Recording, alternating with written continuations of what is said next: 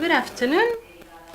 It is a pleasure to start this panel on responsible cultural heritage, tourism, professionalization of the cultural sector.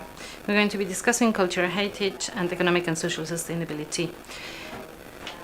David Rodriguez, who is the delegate for culture, is with us. It's a great pleasure to have him with us, and I'd like to invite him to take the floor. Well, I'm here to spend this afternoon with you in this meeting on sustainability in the Alhambra.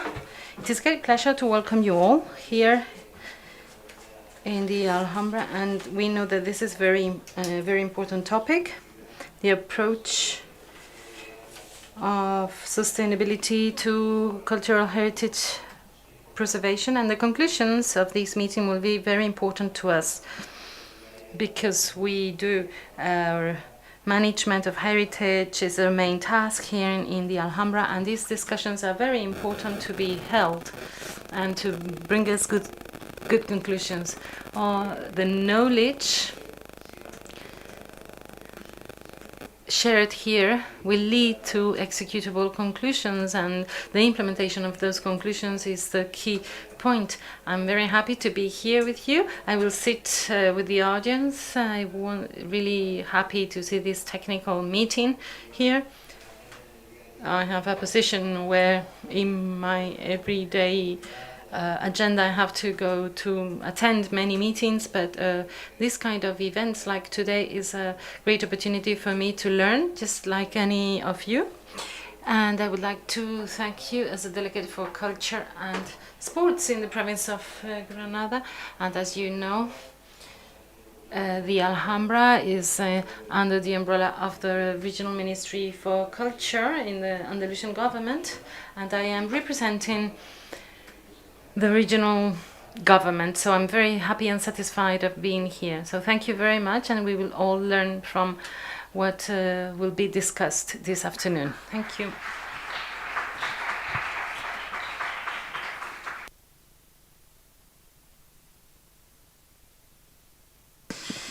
I will be the moderator. My name is Beatriz Mariel Gindela Muñoz.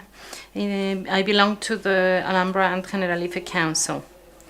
This panel within the meeting on sustainability and cultural heritage sites, and we're going to be talking about how to manage our heritage in a sustainable way, together with in professional innovation, the participation of the citizens, and we work in the service of public visit, and we need to balance the flow of visitors between 6,500 and 8,000 a day, and that this is compatible with the preservation of our monumental complex with such an important value. This is not an easy task, but passion for all the practitioners involved. This means we need to innovate and also create a network of support among the different professionals. Today we have an exceptional group of speakers who are going to offer a complementary perspective from research, institutional management, professional practice.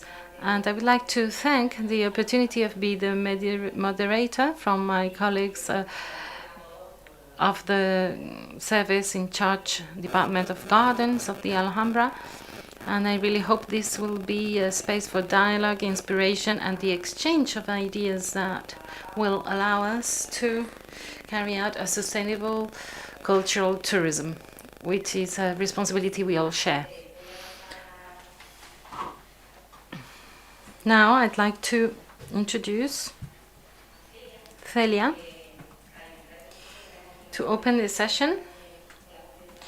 We have a keynote speech by Dr. Celia Martinez-Llanes, who is a senior lecturer in the Department of History at the University of Granada, a member of ICOMOS board since 2023, and vice president of the ICOMOS International Scientific Committee on Cultural Tourism since 2017. She's also a tutor of the master's degree in architectural and heritage conservation.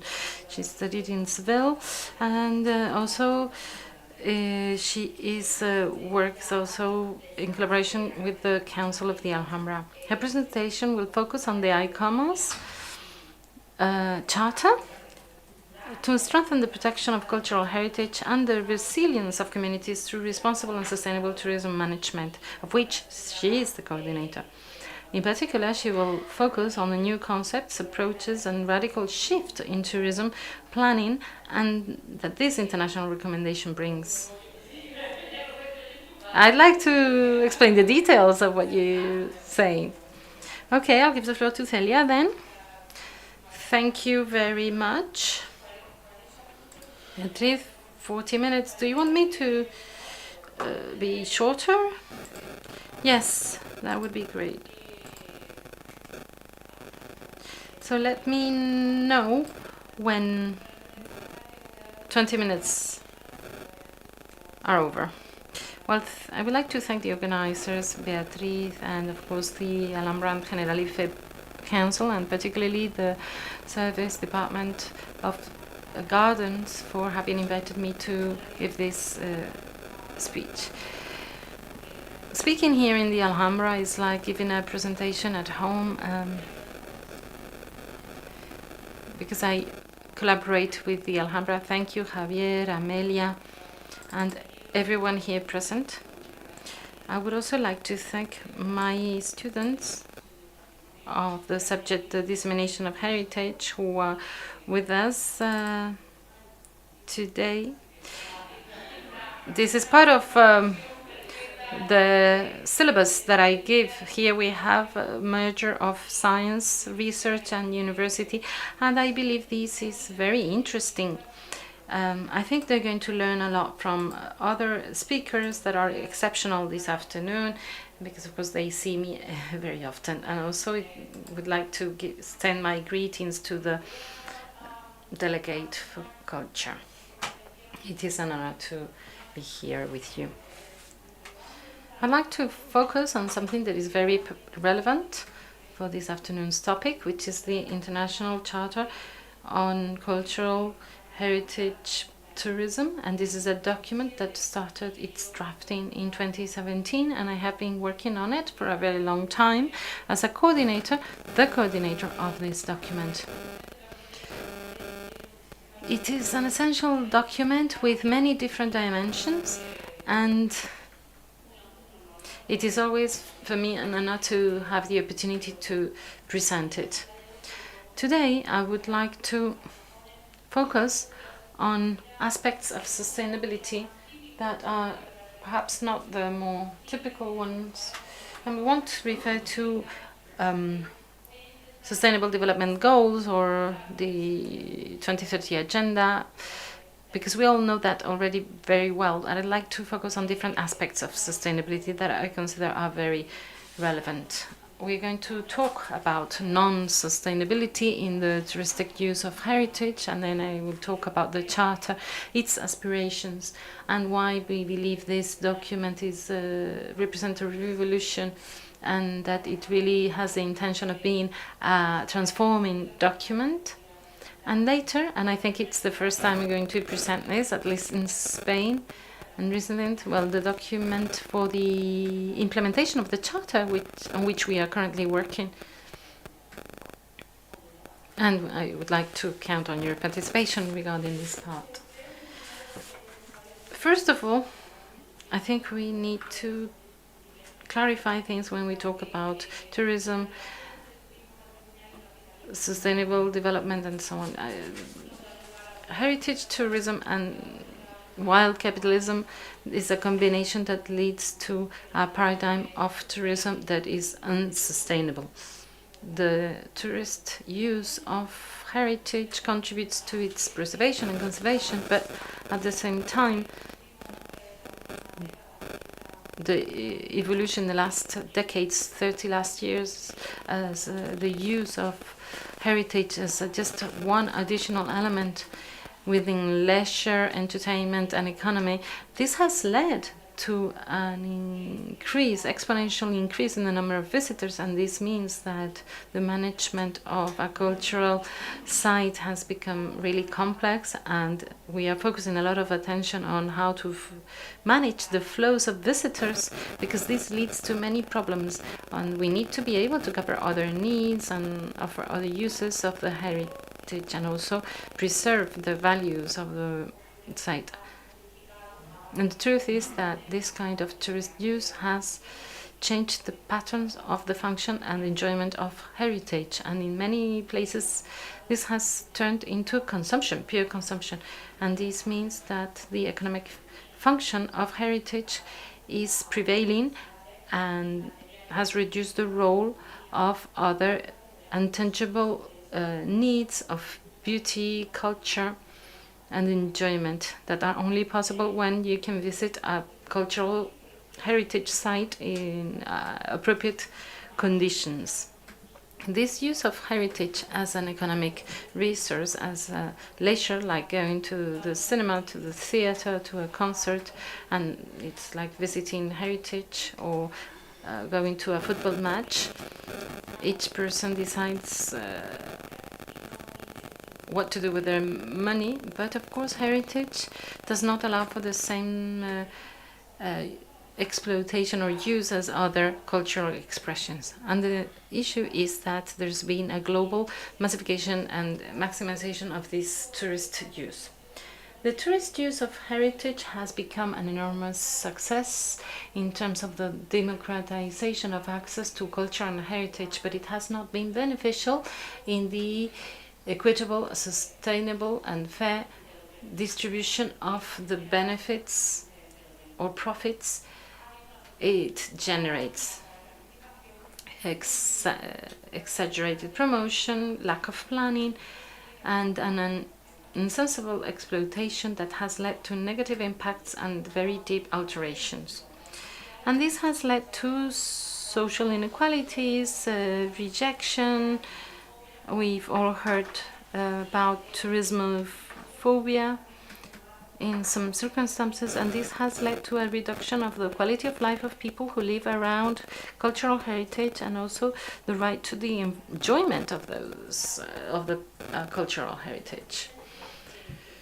This is why we should always bear in mind that the tourist use of heritage has effective positive, because there are more resources that are available for the preservation and conservation of the heritage, and then also it leads to job creation, but of course quality jobs, well, this is something that might be considered because it's not always in fair conditions. Also it leads to the investment in public infrastructures. I was discussing that with Javier earlier. We often think about or plan those infrastructures for visitors, but they benefit also inhabitants. And then also because lately we are reflecting very deeply on a topic that is very important and I'd like to highlight today, and that is that places with a great number of visitors should be a space for dialogue, international cooperation and peace. And taking into account the current circumstances of the world, we really need to take profit of this opportunity. And this is an aspect of sustainability which I'd like to highlight today. And we should consider this as one of those positive impacts. The negative impacts of the non-planned use of heritage are well known. I won't read them all on the screen, but I will be using some images to explain them, because I'm sure images are very clear. Touristification and gentrification. In Granada we can see that in our own city, in the Albaicín district and also in the Sacramonte district. We see that the tourist use affects other problems that are not a consequence of tourism, but that become more serious, like the reduction of the local population, the worsening of life conditions and accessibility, competition in terms of the access to dwellings, to homes, which is a fundamental right. Also inequalities between local visitors and local inhabitants. This is one of the images I bring to talk about the negative impacts of tourism in historical cities, and this is part of a very interesting exhibition that was held in Vienna last year. And I don't know if you can see this well, but it shows very well what I'm talking about: terremoto tourism and earthquake tourism. So it compares the impacts of the great earthquakes in 1755 in Lisbon and the over-exploitation of tourism today. Here you have different measures, like in case of massive over-tourism, hold together with your community. Don't leave your home. Never rent your apartment. Don't panic. Relax. Stay inside the building. Don't abandon your home. Avoid gentrification and tsunamis. So don't go to live in the outskirts of the city. This image also is very clear. The red dots are Airbnbs and tourist apartments in Paris. Bois de Boulogne, Bois de Vincennes, those are the only two spots where there are no tourist apartments. The degradation of the experience of heritage. We all know this picture. You cannot enjoy the Gioconda, the Everest, Javier, that we mentioned earlier. Very inaccessible. The most inaccessible place in the world is massified. How is it possible? You know that I was in Nepal a few days ago during the International Assembly of ICOMOS, and we discussed this, and they tell us that these images, these pictures are to be used in the social media with a very clear intent. But in any case, we do see this. I'm not sure if there's a manipulation of the image by AI. The also objectification of the heritage, but also thematic parks. David by Michelangelo is a very interesting topic. Also privatization of beauty that I've learned in different contexts, the destruction of the traditional habitat, also the landscape. And this place has been turned into an Airbnb that is standardized anywhere in the world. Also the tourism as a cause of climate change. This was in July 2023, the sky covered by airplanes not long ago. And then places like mountain resorts won't last as tourist destinations because the snow is disappearing, and I don't know what the reconversion of this will be, or the resorts by the shore that were too close to the sea.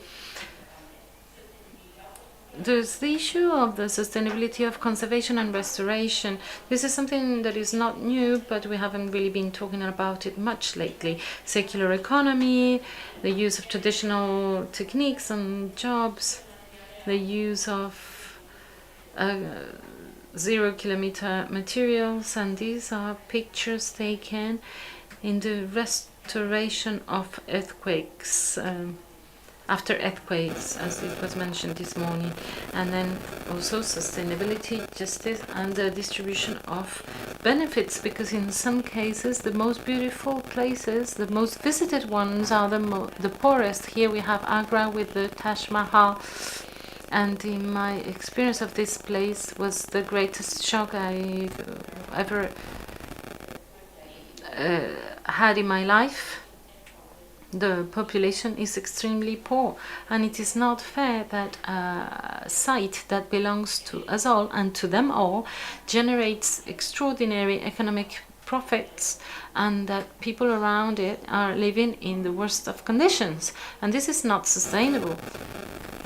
We need to talk about sustainability. When we're talking about sustainability, must also think about this kind of thing. This is the garden of Buddha, where Buddha was born, and where we held a ICOMOS assembly. 2 million visitors, pilgrims a year, and this is a pilgrimage site, and this is what it should always be. This is one of the most great sacred places in Asia where Buddha was born, but the population surrounding it is extremely poor. 2 million pilgrims also have an impact, and we really need to get things in a better organized. Here, this is an image from Kathmandu, but it could be Varanasi in India. But in this case, this is Kathmandu. Is it ethical to watch a ceremony, cremation, incineration, cremation ceremony, and also peace and sustainability? Peace is an opportunity. The cultural diversity in visitors is an opportunity that has not been explored in order to promote exchange, reciprocity, and dialogue between visitors and local populations. And in this sense, Alhambra could be a very important place for that, a very important site for that. This is a new dimension, and I think that we could work on that and do something that will be very pioneer. ICOMOS has been working on these different dimensions of sustainability for a long time. We've got working groups on sustainability and climate change, on approaches to heritage based on people and rights. We have the assessment of the heritage impact, and all this has been reflected in the recommendations and international charters of ICOMOS. And well, this charter, I am the coordinator of this charter, and it's particularly interesting because it's on cultural heritage tourism. To give you some background, ICOMOS has always been aware of the millenary impact and deep impact of tourism on heritage, and this is because ICOMOS is involved in the regulation of tourism through several strategies. First of all, as an evaluator of cultural heritage in the UNESCO's list, and we act and consider the monitoring of the state of conservation, and at the same time we need to consider the impacts of tourism. And this is why in 1969, during the International Committee, and now we have celebrated our 60th anniversary, and this first committee was held in 1969, so from the early stages of the organization. Currently there are members of the academia, but also players from the tourist sector, and we do counseling and prepare recommendations. Also very important, ICOMOS has been dealing with the topic of tourism through several documents, the international charters in 76 and 99 that were milestones trying to advocate for the protection of cultural heritage in the framework of tourism, when in general discussions were only about economy and benefits. Those charters are still in effect right now, with moral weight that is very important.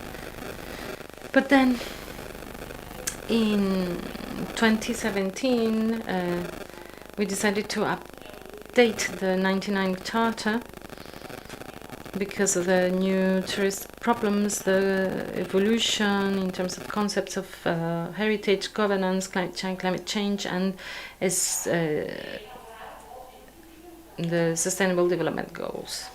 And we understood that we didn't need to do a new document, but update the 99 charter to the new problems identified. I had the privilege to be chosen by my colleagues to coordinate this charter, and after 3 years of work, COVID arrived, and the pandemic had unexpected consequences in our everyday lives, but also on tourist activities, because during the 2 World Wars there was tourism. Tourism was maintained, but during the pandemic the tourist activity disappeared, and this is linked to the mere existence of human beings. So it was a moment for reflection, and the work that we had been doing for 3 years, we abandoned it, and it was really hard for us, but we understood that we needed to start from scratch with a new document, and with the participation of other advisory bodies from the UNESCO and other colleagues from different entities and bodies. They all contributed with inputs, and this had was also important for the positive impact of the charter. So what were our conclusions? We had seen that climate change and the global economic disruptions, as well as the impact of bad managed tourism, were requiring new tourist approaches based on people rights and the enjoyment and protection of heritage as a resource of collective a resource that is collective and shared in common in nature. So the goal of the charter is a change of paradigm that will stop or decelerate the tourist approaches based on the perpetual unlimited economic growth, and the charter considers that development should be measured in terms using references for well-being and quality of life of all people. The charter focuses on heritage commons, the assets or sites, goods that have are of shared common nature. So no matter the ownership of that asset, they have a common or shared nature, and everybody has the right to enjoyment, and there should be no equality, and we should not exploit a community for the benefit of others. This is why the charter takes a very deliberate positioning against heritage understood as a property and a resource, against its commercial sequestration, and from the very beginning the charter has the intention of being a transformative document. Another important aspect is that we consider that tourism is a fundamental right, the expression of fundamental right, which is access to heritage, to culture. And it's not only physical access, but also the fact of being able to understand and feel and be moved by heritage, and this is acknowledged in the Declaration of Human Rights. And access to culture is a fundamental right, and this is why the view of tourism from the economic point of view as leisure and entertainment, well, it can exist, but it should be within the framework this framework that is a priority. In fact, the charter is structured. We have very high goals. It is an international recommendation, and it should, as such, it should have very demanding goals. It has 7 principles. I won't read them all because you can access them through the ICOMOS website, as well as in the scientific committee website, and I will group some of these principles that can be explained together. Principles 1, 2, and 5 consider the heritage protection and the well-being of people as the core of planning, management, and monitoring of tourism, and the charter considers that in order to talk about sustainable and responsible tourism, we need to identify the hosting capacity of or carrying capacity of the sites. This needs to take into account the physical, ecological, social, psychological, and economic capacity. It needs to take into account the local population, and it should also consider the fact of considering reciprocal rights. And also we need to determine the flow of visitors and the management of those flows, not in terms of the maximum numbers of visitors, but also considering the impacts of the tourists in order to have a coherent and sensible tourist plan. I'm not going to talk about carrying capacity because Libertad Vitiño is here and she will probably talk about this topic more specifically later on, so I won't go into detail about that. But to pay a tribute to the Alhambra and also to Libertad, I'd like to highlight that the first site that became an international hallmark in terms of the management of the flows of visitors is the Alhambra. The Alhambra is a very interesting site because it shows the impact of tourism during the 60s and 70s, and then how the situation was reversed, completely changed, and also considering the current capacity. Libertad will talk about this in the research group of the University of Complutense in Madrid. It was them who carried out those studies. So principle 3, I'm not going to mix it with the others, and it's about the importance of the interpretation of heritage as a vehicle that will offer a valuable experience of visitors, but also I'd like to highlight that the interpretation is linked to responsibility. We need to bear in mind that the interpretation and dissemination of heritage are part of the guardianship of heritage. This is an essential part of that guardianship. We know that most people will build their ideas, the ideas they have on heritage, on the basis of their visits to those sites.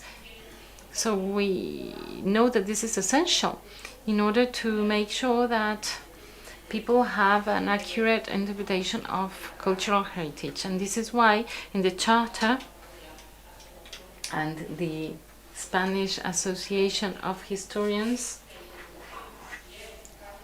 if the interpretation is part of the guardianship, this is an activity that should always be regulated. It should be professionalized, and these are the specific disciplines like architecture and historians of art and so on. They should be guiding the interpretation, but also this heritage narrative is key.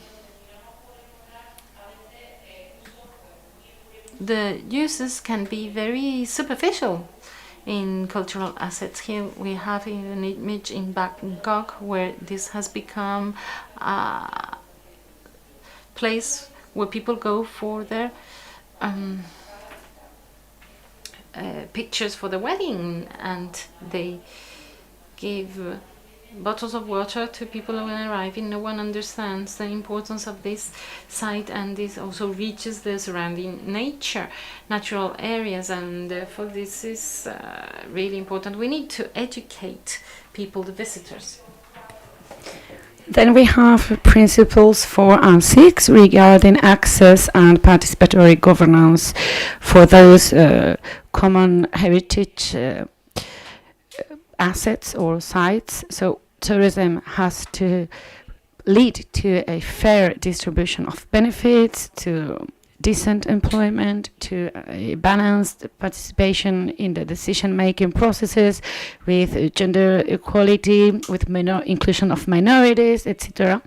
Of course, we believe that in order to have a shared governance, we must start by ensuring that natural and common assets or sites or property heritage has to be managed considering the local population. So not everything is about visitors. We have people living there and wanting to use these places or sites, and we need more training as well.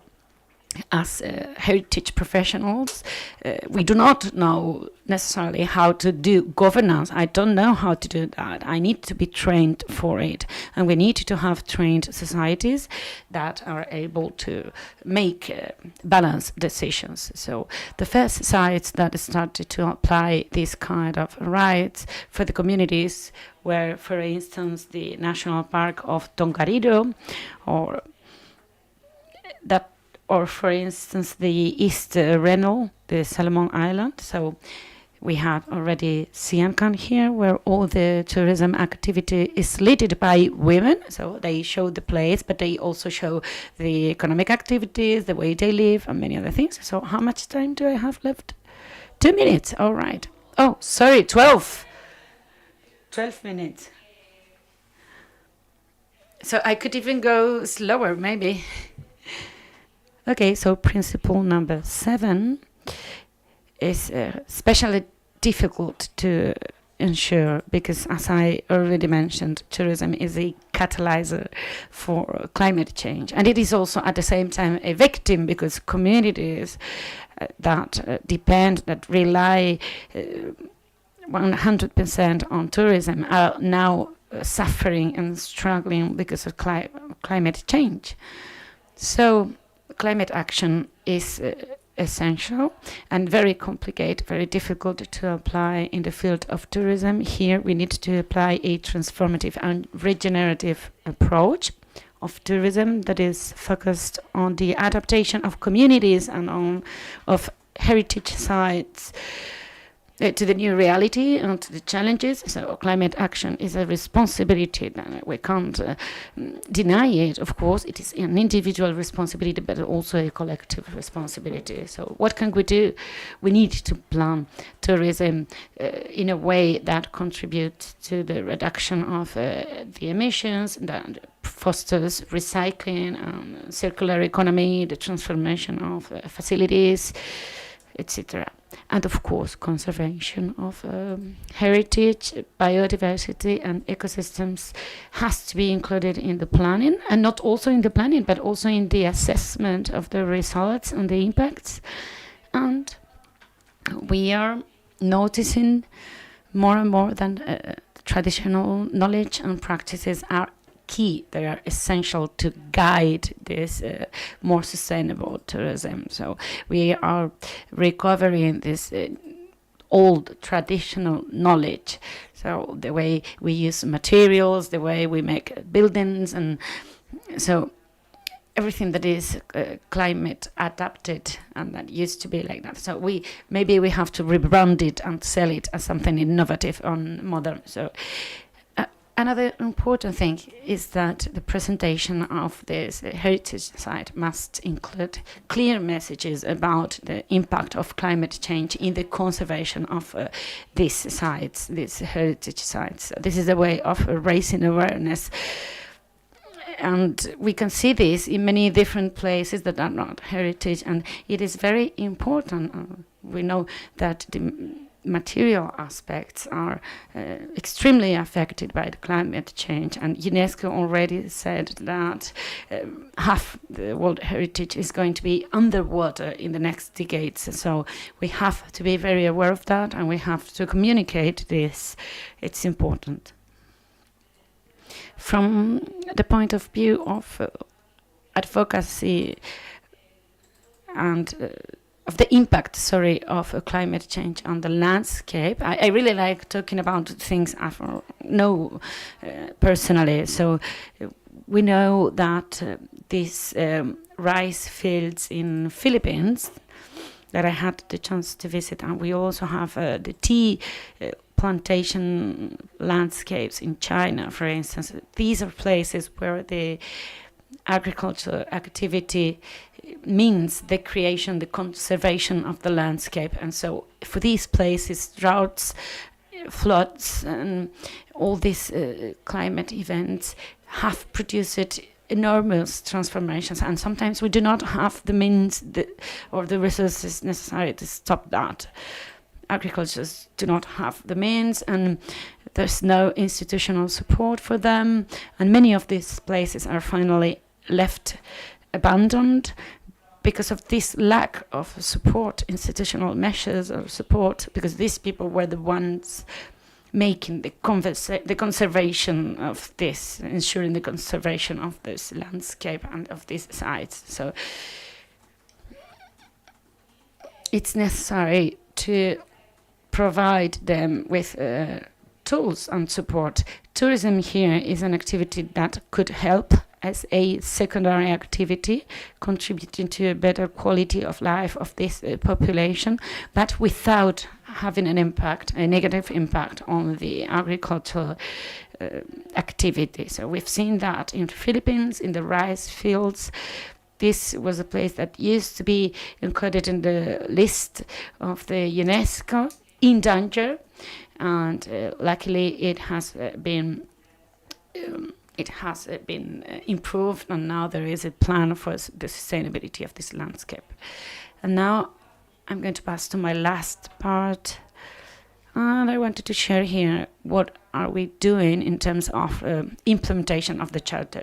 As you know, these are the very high goals, very high principles that are our theoretical and ethical base, but we need to implement it, right? Because it will be useless otherwise. So that's what we're doing now. We adopted our charter in 2022, and now we are working with all the communities, organizations, different industries, tourism industry, all the stakeholders actually involved in tourism, so we can implement these principles in actions. So we have delivered a number of recommendations.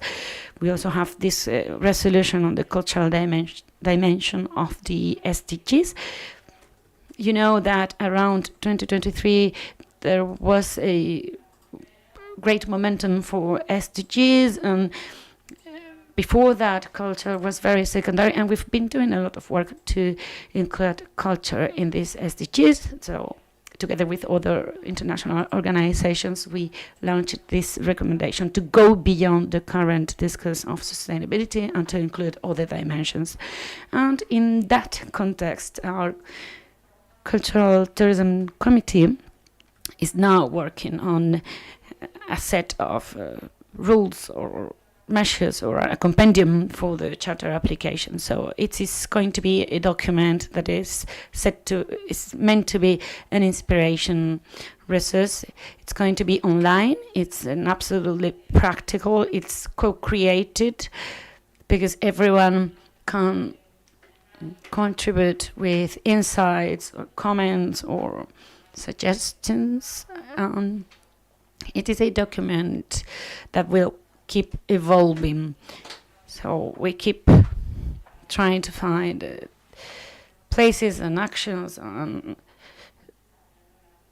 institutions where to apply our charter. So this is a document addressed not only to members of ICOMOS, but to all the decision makers in the field of tourism and cultural heritage, to professionals of tourism, and to all those working in tourism. So we have, in a way, a part where we have mechanisms to formally, officially adopt the charter, and also another part of the document where we explain how to apply it, and we show examples of how it is applied in different regions of the world.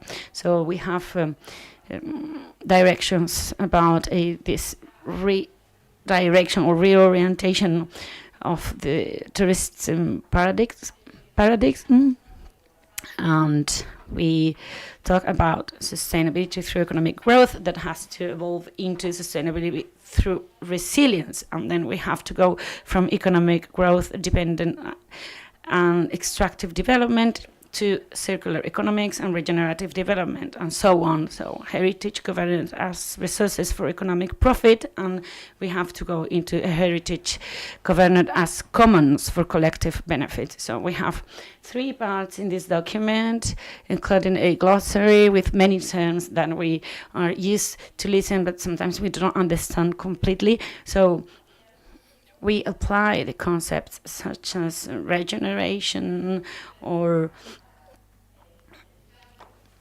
conservation. So we've provided a context also and the application in the tourism film of this concept. And to do so, we also provide in the 3rd annex a number of experiences in the application of this charter in different sectors related to tourism, from the industry to the heritage conservation sector, managers, etc. So these principles have already been applied throughout different instruments. So for us, it has been very important to have the UNESCO's Visitors Management Assessment and Strategy tool as well, and the Charter of Cultural Tourism has been created in collaboration with this tool named VMAST in English. So it is a part of the UNESCO World Heritage and Sustainable Tourism Program. My colleague Cecily Christensen is the person that has designed this UNESCO strategy that is going to be streamlined in the next years, and she was also a member of our working group for the charter. So this means that these 2 tools are coordinated, they are complementary to each other, and we've also been advising different organizations such as the United Nations Organization for Tourism, with many different names during the last years, but ONCE as well, ICOMOS. And for us, it is also a great honor to say that this charter has also been legally implemented in 2 countries, Colombia and Philippines, and also in the management plans of a number of heritage sites that are being revised now, for instance, in Córdoba, in Serra de Tramontana, and Ribeira Sacra. And finally, we are using as well tourism as a vehicle for peace. This is provided in our charter, and this is a work that is being carried out by Fondazione del Bianco and Life Beyond Tourism.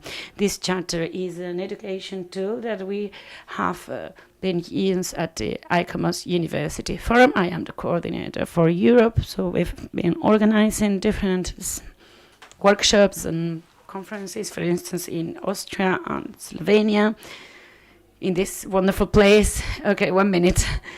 And we've also translated this charter into Slovenian and also into German. Nowadays, it is translated into 7 languages. There are more on the way.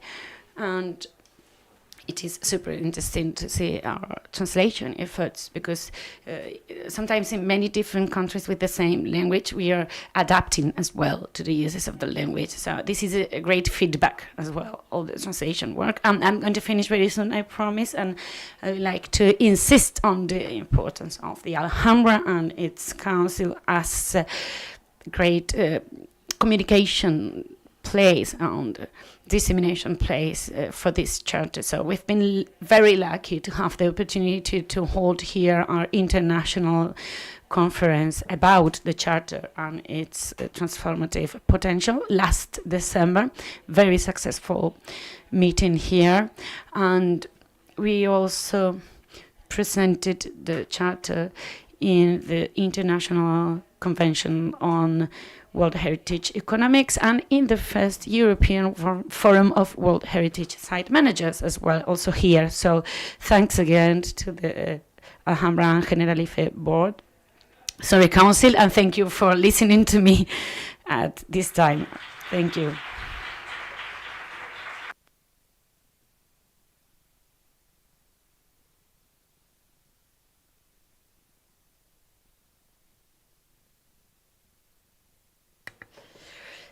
Thank you very much, Celia, for this brilliant intervention presentation of this really transformative tool. Of course, it is a great challenge to learn how to implement, how to apply these principles as managers, in our case of the Alhambra. So I've taken notes, many notes, and I've really appreciated what you said about the right to culture and the access to heritage sites, with its rights for the communities as well. So we have to balance the public visit with conservation, and we should also be able to balance the public visit with a quality experience for our visitors, meaning that they have to be at ease visiting our site. Thank you so much, Beatriz.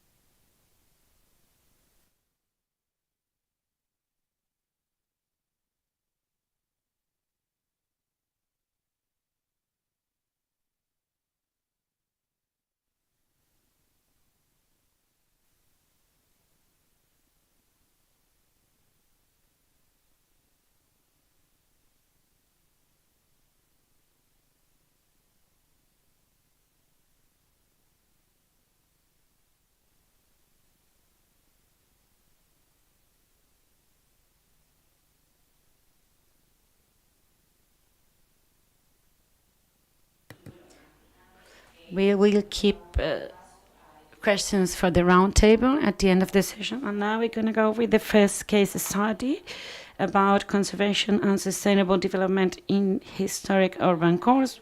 For that, we have with us Javier Sellers Bermejo. He's architect, technical architect and engineer. He's an official at the City Hall of Cáceres. He's been working here for 38 years and 11 as the technical director of the department of the historic city of Cáceres that was listed as World Heritage in 1986. So he's going to talk us about how they manage day to day this urban core that is very particular, the one of Cáceres. It's a very small and compact urban core. There are not very prominent monuments, but there's a lot of life in there, a lot of citizen activity with a very high intensity. And he's going to share with us the challenges related to the conservation of this urban heritage, with a lot of private presence as well, and about how difficult it is to balance the urban area, and when you're not when you don't have access to the keys or to the funding. So yeah, he's going to share with us different tools of urban planning as well. So Javier, the floor is yours. Well, thank you very much. It's my pleasure to be here. Thanks so much to the organizers, the Alhambra Council, and apologies for the translators. I speak very, very fast, and I want to stick to time, to the agenda. So I asked my mother yesterday how could I do to make time longer, because I don't like controlling my time with the phone or anything, but well, I will set a timer. I do not belong to the academia. I'm working on site. I mean, I work there on site, and it's very pleasant to be surrounded by young people here. So happy to see you here.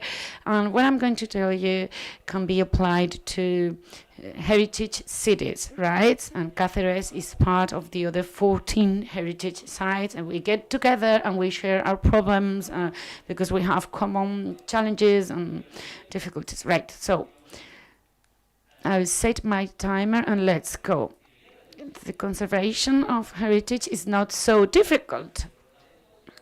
it shouldn't be so difficult.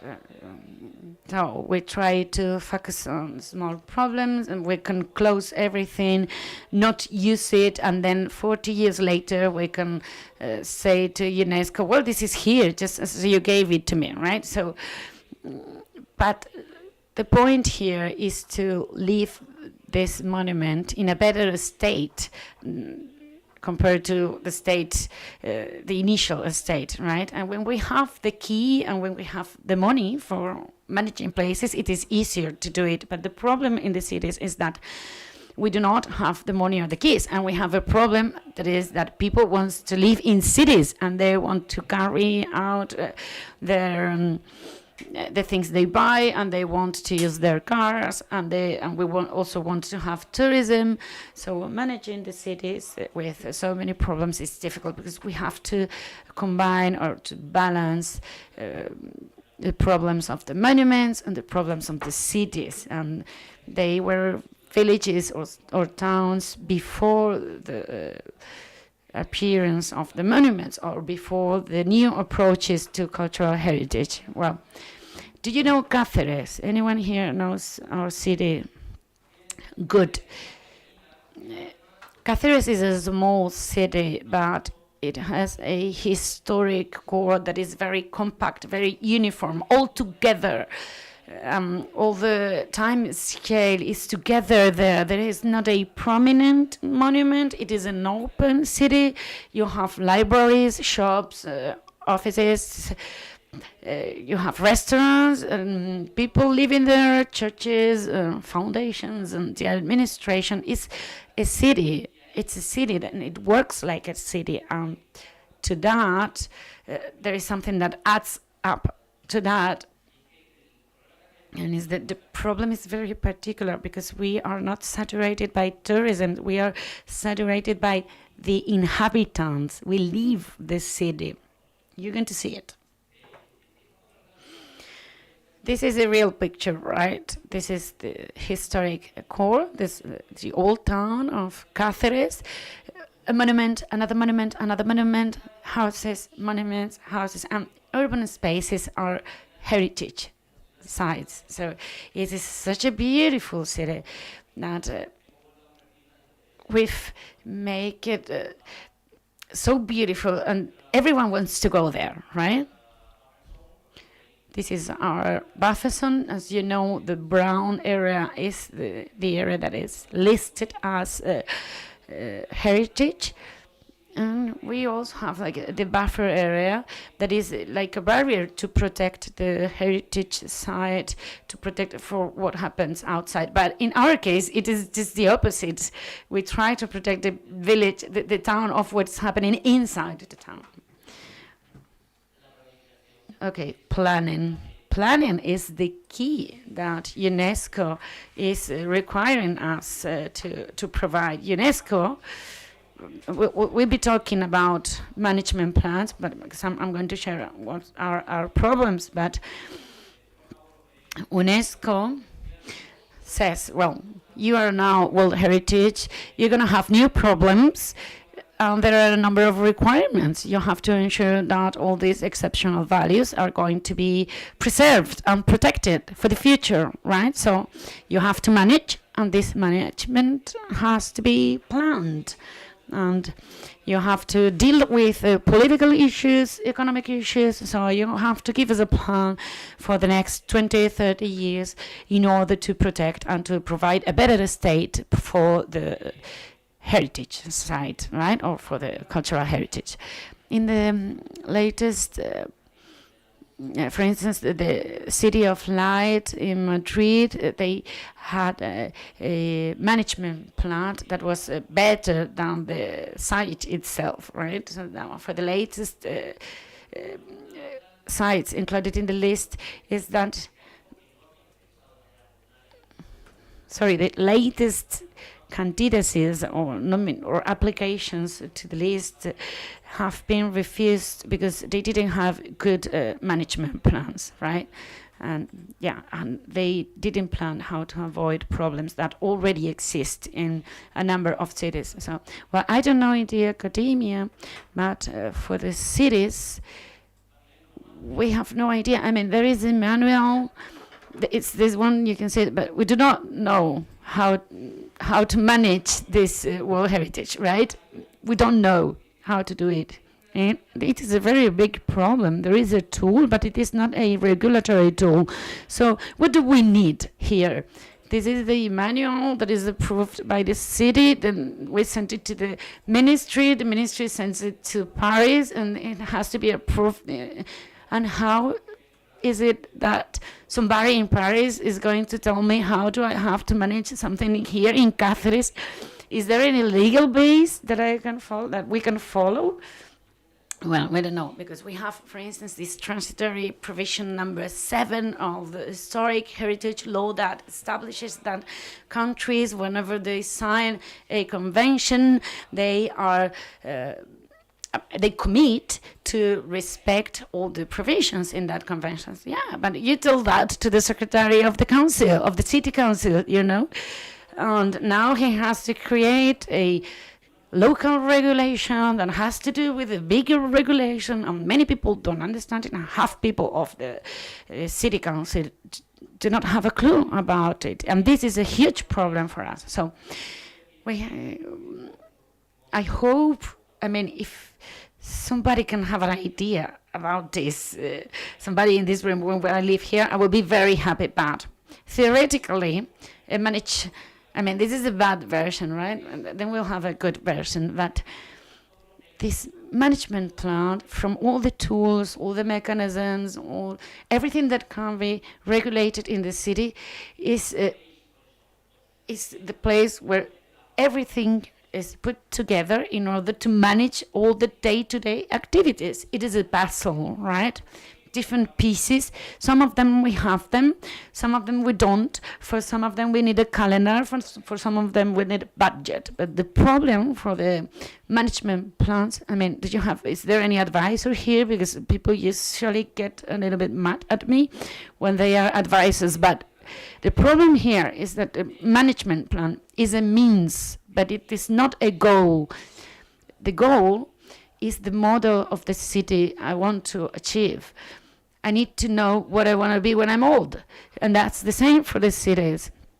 What's the city we want to have in the future? What's the city we want to create, to build? So for that, I need a management plan with different pieces. So you have to start by putting together all the pieces that have the same color or the same size, but we need, for the management plan, a model about which city we want to build.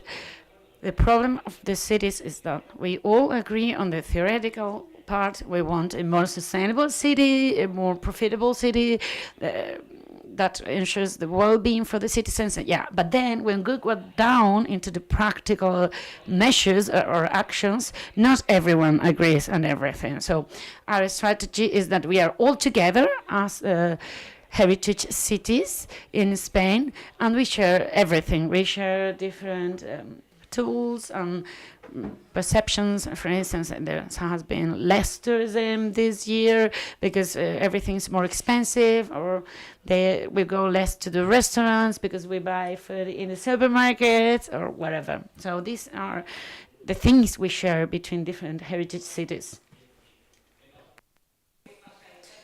So I'll tell you what's happening in Cáceres and the things we try to manage. Some things are under control and others not so much. Nil person will never be able to become better if the person is not aware of the fact that they are ill and if they don't have a diagnosis. So look at this. This is the reality. One of the things I have to manage.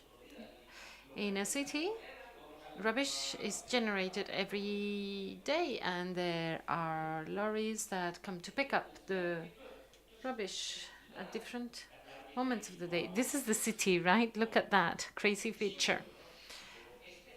But this is a normal problem in our city. And in the historical city, it should not be happening. But this is a real picture, no Photoshop. the pedestrian areas with vehicles. There was a permit that was, well, we received yesterday a request for a permit because 27-ton lorry to go through the arch that leads to the city center, and it's just not possible. Well, also the tourists that, come with their campers. And St. Google is really bad in this sense because they cannot spend the night there. And look at that. We're looking after our aesthetics. And then optical fiber appears. And this becomes a need and the right of citizens. And this is absolutely necessary. And people who live in the center of the city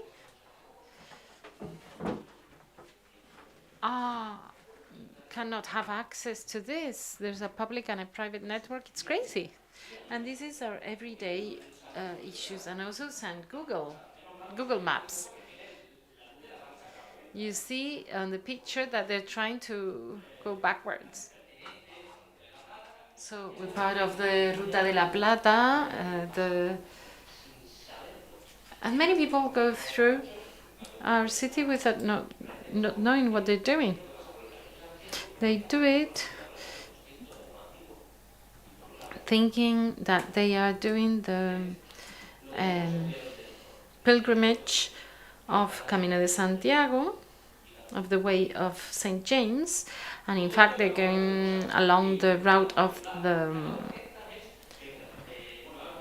La Ruta de la Plata, which is older. We have different orders and regulations, local regulations, and we leave the city, the main square and the area within the ramparts. We do everything inside, and even if there's nothing to do, we go there. This Sunday there was a procession, a religious procession, a gincana, a market of ecological product and street art, the Rose Walkathon. Some people tell us that in Cáceres we organize a whole quarter event, events that correspond to a quarter in just one weekend. We do over-exploitation, but yes, restaurants, of course, but many families depend on that. And now they store their umbrellas there, and the chairs and the tables there. The restaurant owners say that they need to store their things there because the jobs depend on that, and mayors just start trembling. And well, we have the issues of the animals. We have the pigeons that are being displaced, and when it rained last year, there was an issue. There were associations defending pigeons, defending cats. They are called monumental animals, and they're never hungry, And then it's all our fault. And here we are. We have no gentrification problems in Cáceres up to now. That's what we believe. From a strict point of view, there's no measurement. And we carried out a survey last year for cities, and only 3 out of the 15 cities thought that they had a gentrification problem. But there's no scientific mechanism to determine whether a city is under gentrification or not, or to what extent. So within our group, we try to have an objective view of things and not perception, because in Cáceres we see more and more apartments that these are buildings that were abandoned, and they are recovering them for a tourist use. And now They are tourist apartments instead of being abandoned buildings, and that's a positive thing, in fact. There are also initiatives for luxury hotels, and you have the robbery of the 300,000 bottles, and here there are some citizens who are opposed to these. These two buildings had been abandoned, and these are private initiatives, no public funds. But some citizens were opposing to this. I talked about animals, but also plants are an issue. This plant it's not a tree, it's an invasive species from Argentina and Brazil. It's called ombu, and the roots are terrible, and we cannot take it off because this is a historical building.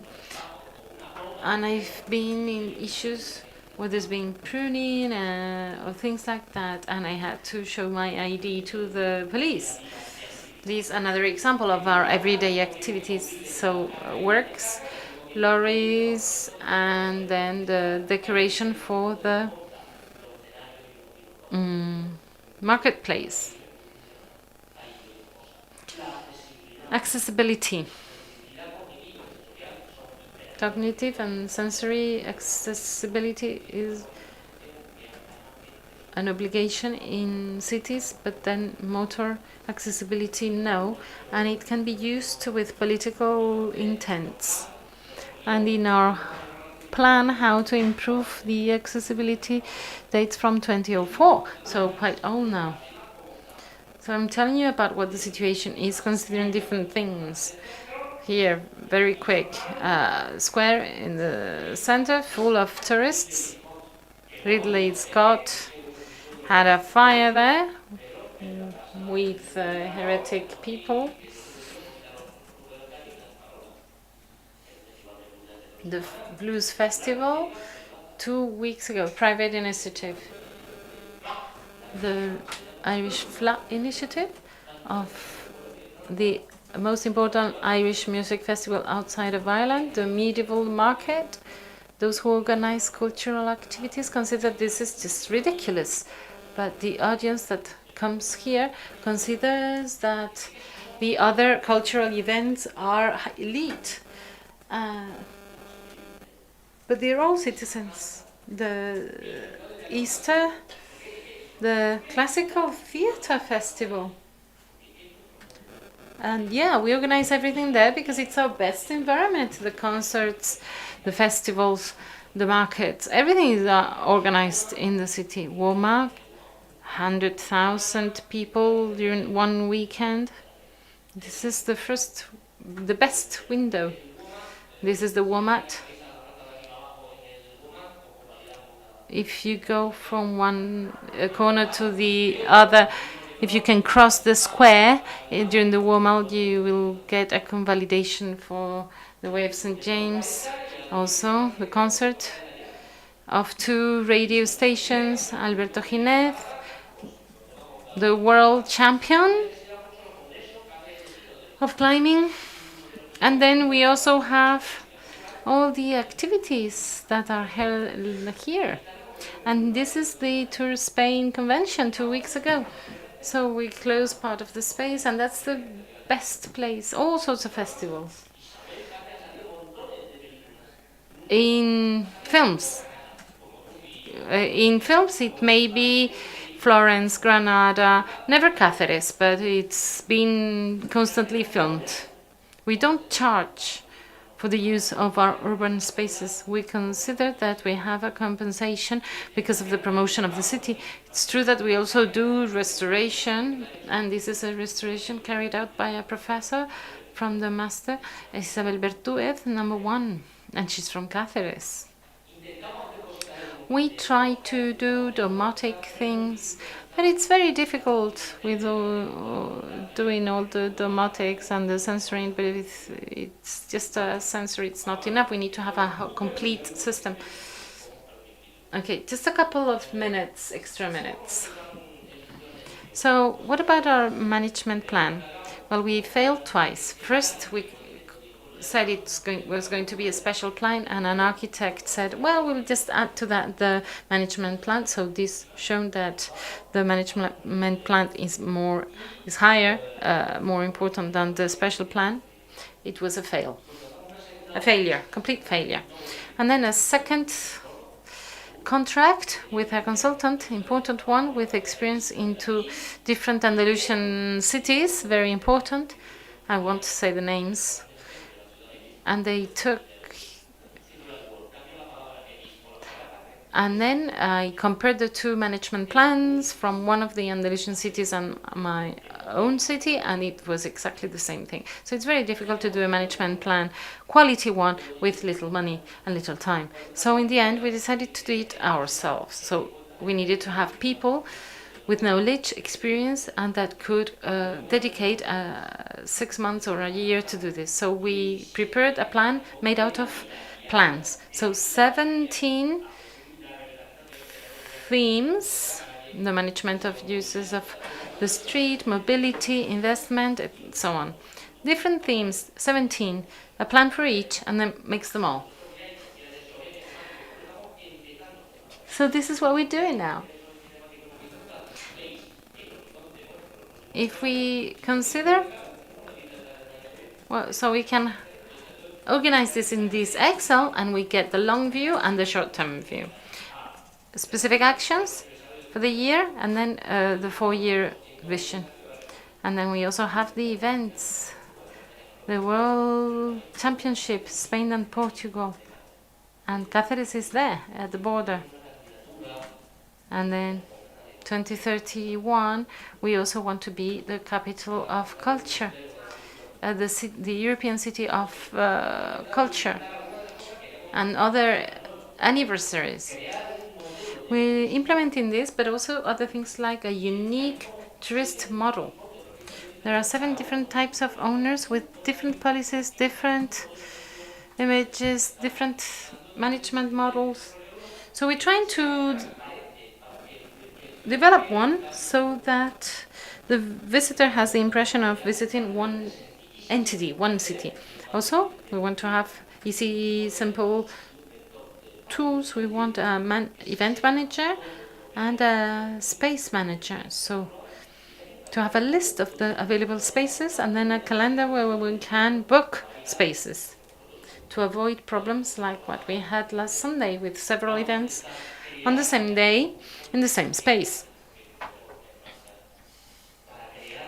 So we are trying to create mechanisms in order to generate information. In the city, there's a lack of strategic information that is incredible. It's an open space. You spend a few hours in the city and you leave, and you haven't paid for anything. And we don't have any numbers of the number of visitors, and we don't have qualitative information about the visits either. It's easier in a city where you have a big monument, when you have more or less the number of visitors there, and you can come to conclusions with calculations. But in our city, that's not the case. And we need technology, of course, to do that. SIE, a geographical information system, and GIS, that's essential. And an entity in charge of this. Well, plans, of course, all bodies have lots of plans, but we need to carry out the execution. The speech we heard earlier, how to limit the over tourism, and how can you limit the overuse of citizens, because these are our inhabitants. Here you have a real picture of Cáceres too. The current technology tells us that the oldest prehistoric paintings are in several caves in the city of Cáceres. So the abstract art, the first one, appeared in Cáceres, and we love a leitmotif that says, in Cáceres, human beings were for the first time aware that they were human. Thank you.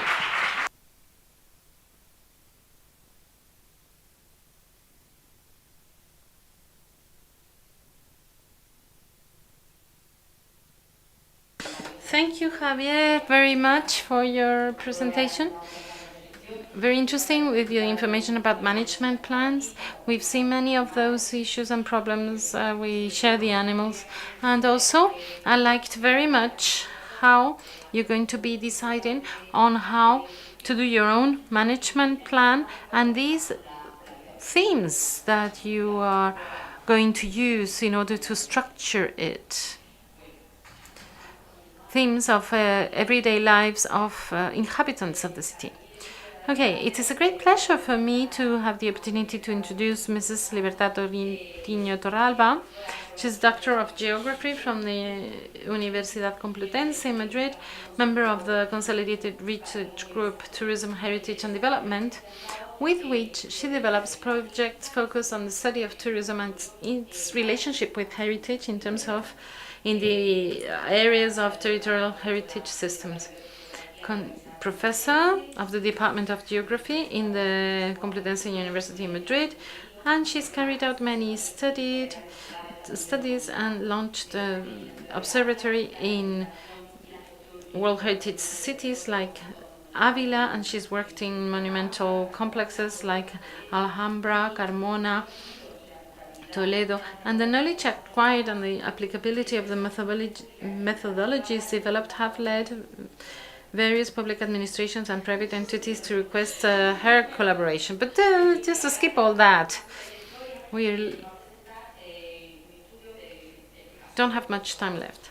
And now she's going to talk to us of sustainable plans of heritage tourism based on the carrying capacity and monitoring. Her work is essential as a reference for the management of the Alhambra and the Generalife. So you can take the floor.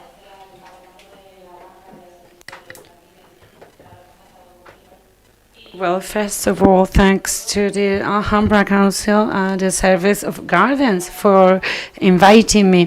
For me, the Alhambra was one of the first laboratories where I started to work professionally, even before finishing my studies. So I started carrying out surveys and carrying out a follow-up of visitors and other things. So, and for me, it is also a very emotional place because my dad represented something important as well, Miguel Ángel Troitiño, for the Alhambra. So I am now very aware of his contribution to the Alhambra. I remember he used to tell me, Libertad, you don't have to see the Alhambra as a monument. You have to see it as a city, as a village, as a city. So this is the complexity that represents a city, a destination. This is going to be the main element of my presentation. So I come from the academia, and usually when we arrived after 2 days, many things have been already said, right? So many things I shared. There are many things I share with the previous speakers, either Celia, Javier, and many other speakers, that because we share a number of concerns and perceptions, and I think this is not new.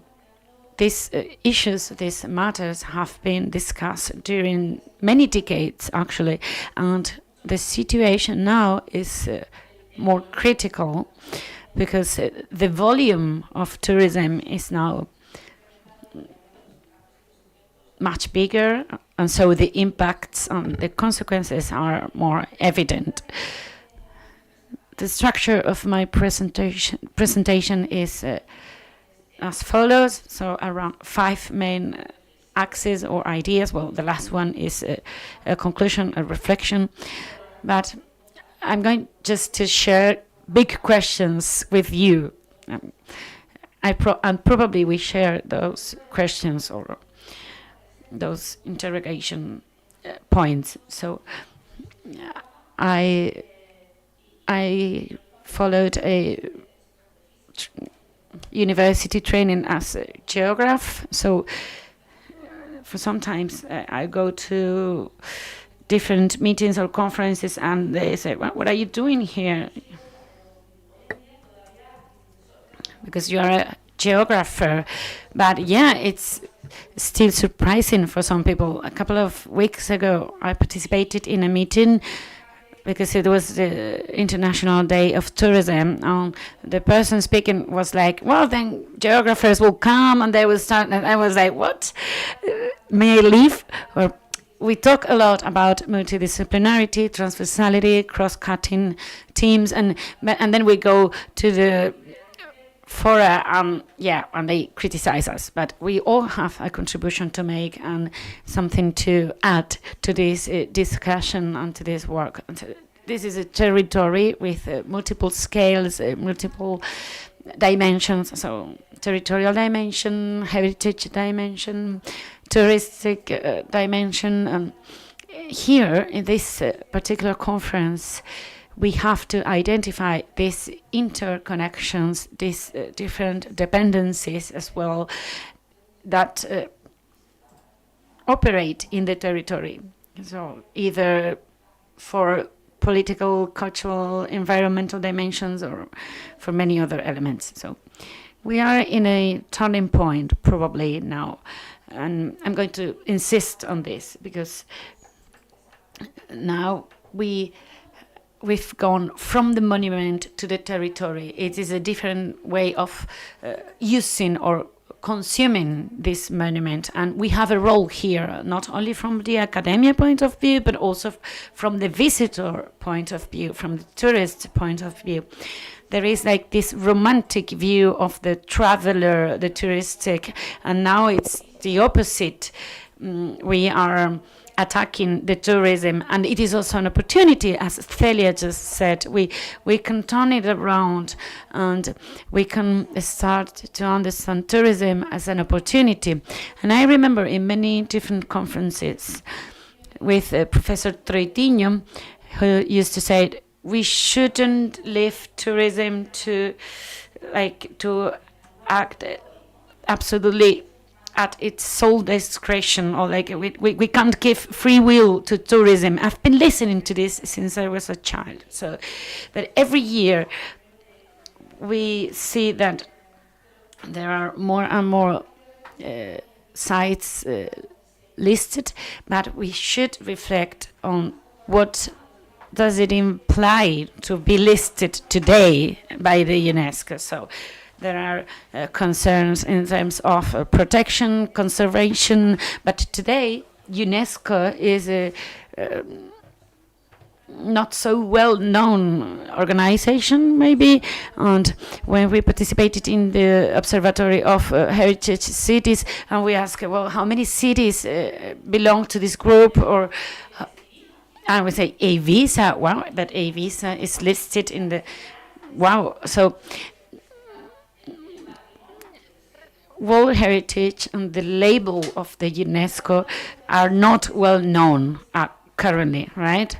So from the general point of view, or it is a tourism brand, right? It is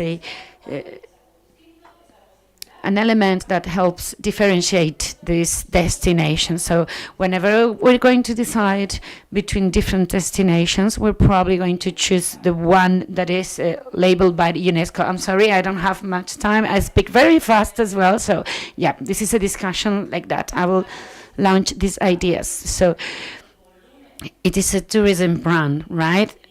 It's leading to a higher volume of visitors in these places, right? I won't talk about tourism or tourist because there is a misconception. Tourist is not the same as a visitor. So when I address my students in the tourism grade in the university, I say that visitor is the same as tourists and the one who stays, so the one that's making an excursion, right, only.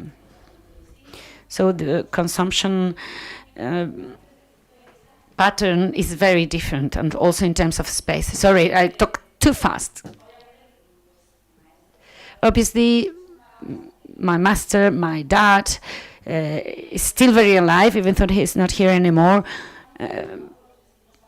Which is the moment we're in regarding heritage destination. Well, these are processes of building a territory, and I believe it has been very well showcased in the previous interventions, because this is a cultural capital or asset, but it is present also in the tourism discourse or narrative. So in this narrative, in this discourse, and when we're trying to give value to the territory from the tourism dimension, there are different approaches, like natural approach, cultural approach, citizen approach, and the realities are very different as well.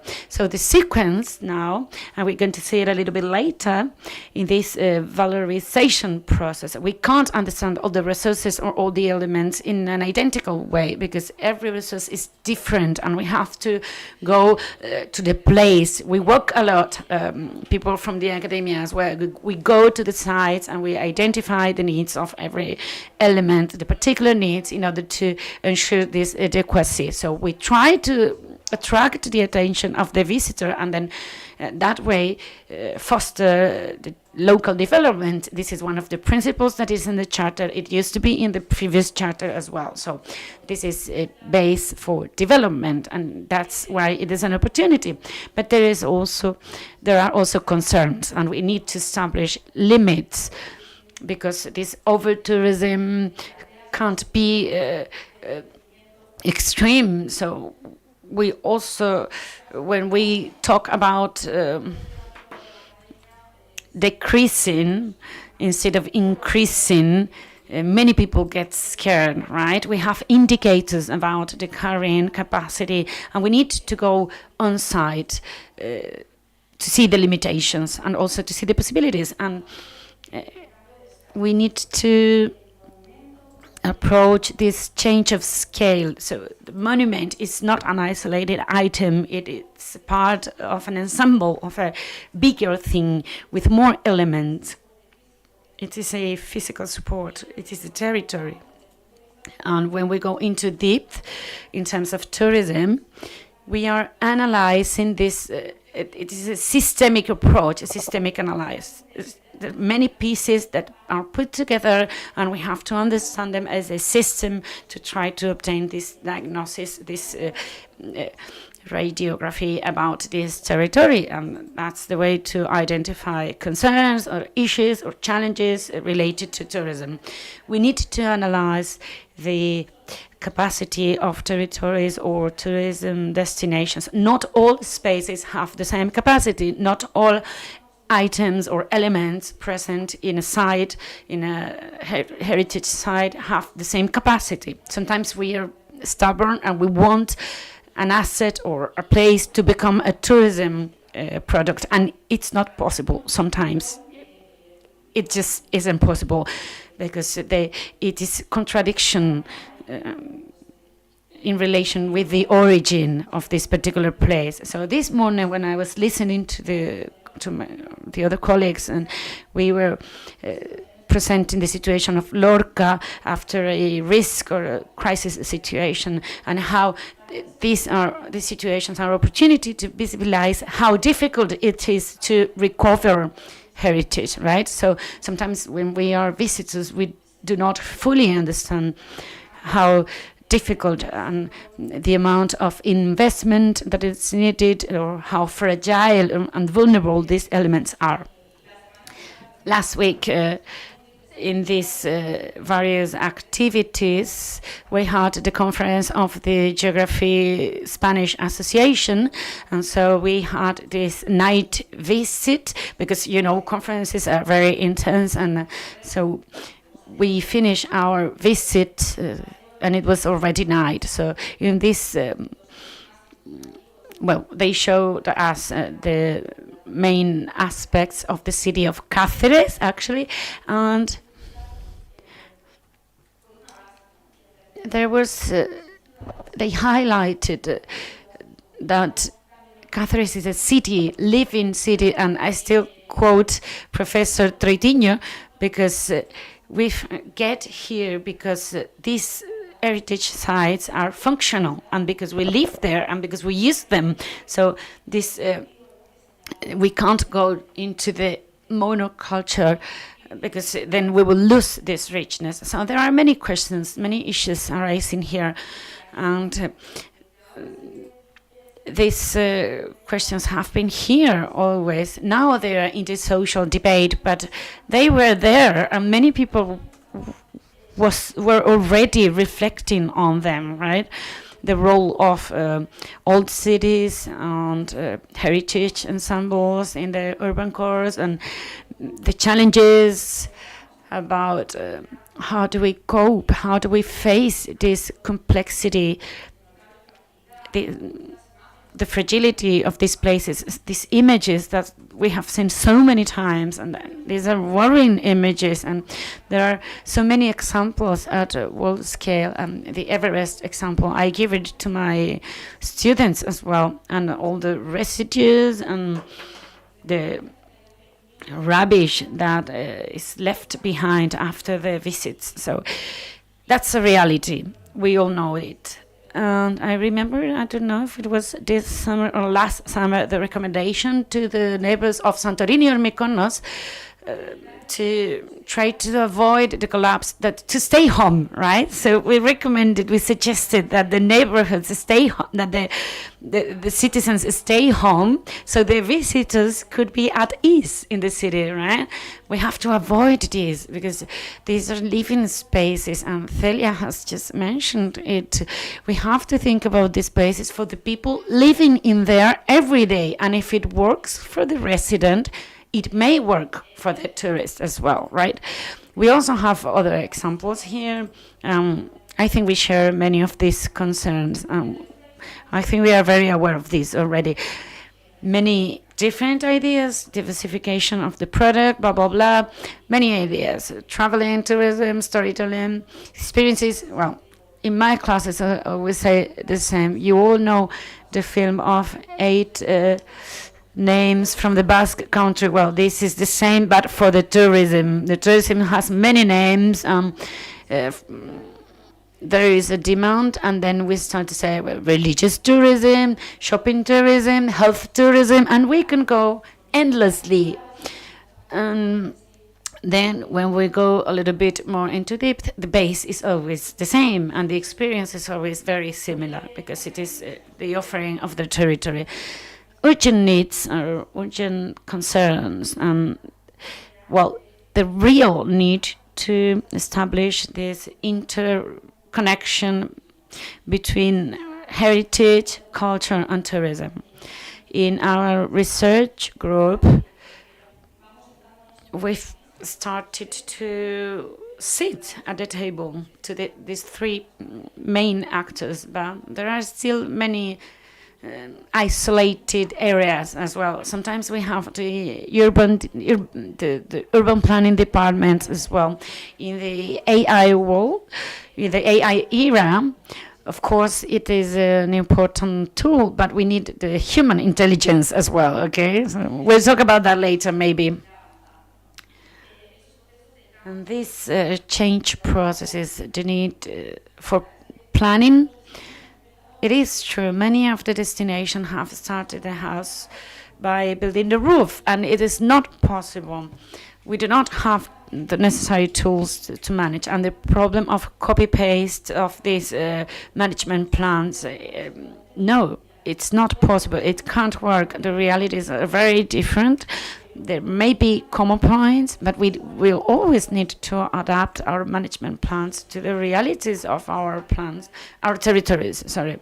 So, yeah, situations may be very different. We're talking about a cultural monument, heritage, and we need to attract visitors, but there are other external factors that have nothing to do with the monument, for instance, connectivity, or the time we need to spend to get to some particular places, and different factors.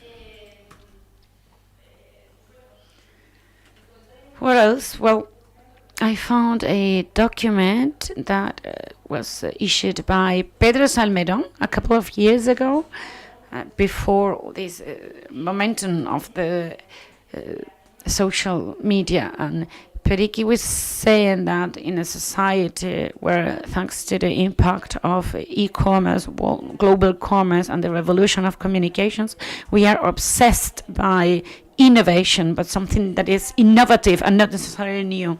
And we really want to consume and throw away very fast, and the great monuments, the great museums are suffering from this, and because they have a very high visitors rate, the millionaires, is like the must-have in terms of social media terms. Sorry, I'm exceeding the time. I'm very sorry. Well, Petra here.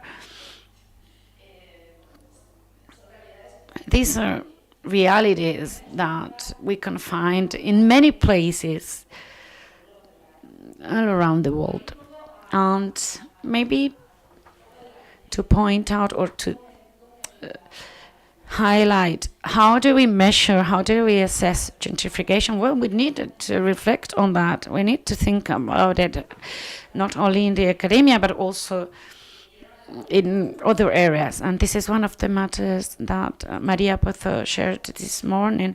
Why can't we ensure this transfer between academia and institutions or other areas? So sometimes we are isolated as academia, as researchers, and we do not have the possibility to share, to transfer, to operationally translate our knowledge. So we are very theoretical sometimes, and we do not get to apply these theories to the local realities. We've carried out projects in Cordoba, for instance, commissioned by the Caja Madrid Foundation. So they had this building, they wanted to give it a function, but they didn't want to repeat mistakes from the past, because they had already invested in buildings without success. So they wanted us to carry out a study about the touristic function of the buildings in the city of Cordoba, so we can assess and we can decide what use we will assign to this building. Well, it is essential when we are dealing with monuments or with villages, towns, we have to measure the flows, the daily flows. It is very important for us. So we need the statistics of the daily flows. Many times institutions do not want to give us the daily data. They use monthly data, but not daily data. But we need the daily data. Daily flows, and also by hours, timely distribution of flows. This is the only way for us. We really need this kind of data. We all have in mind these images.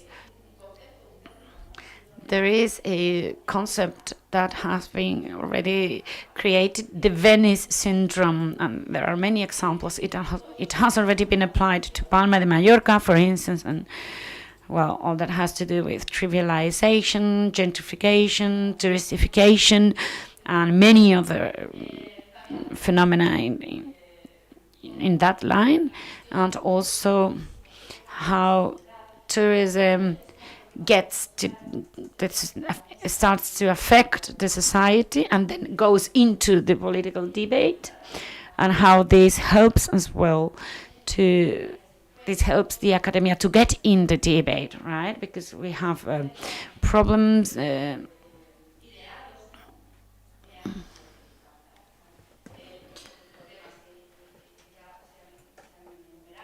other problems that have been referred to, we can see all sort of graffiti in the historical centers with mentions to this. This is a comic in Spain, traditional one, and we can apply this concept to touristification.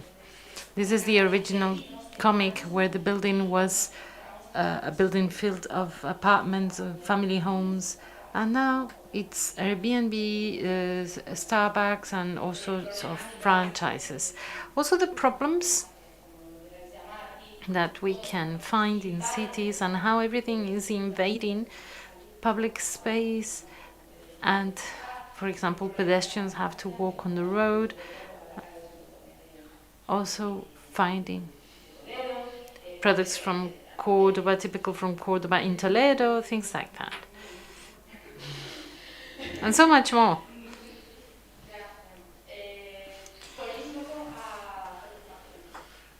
Concerns.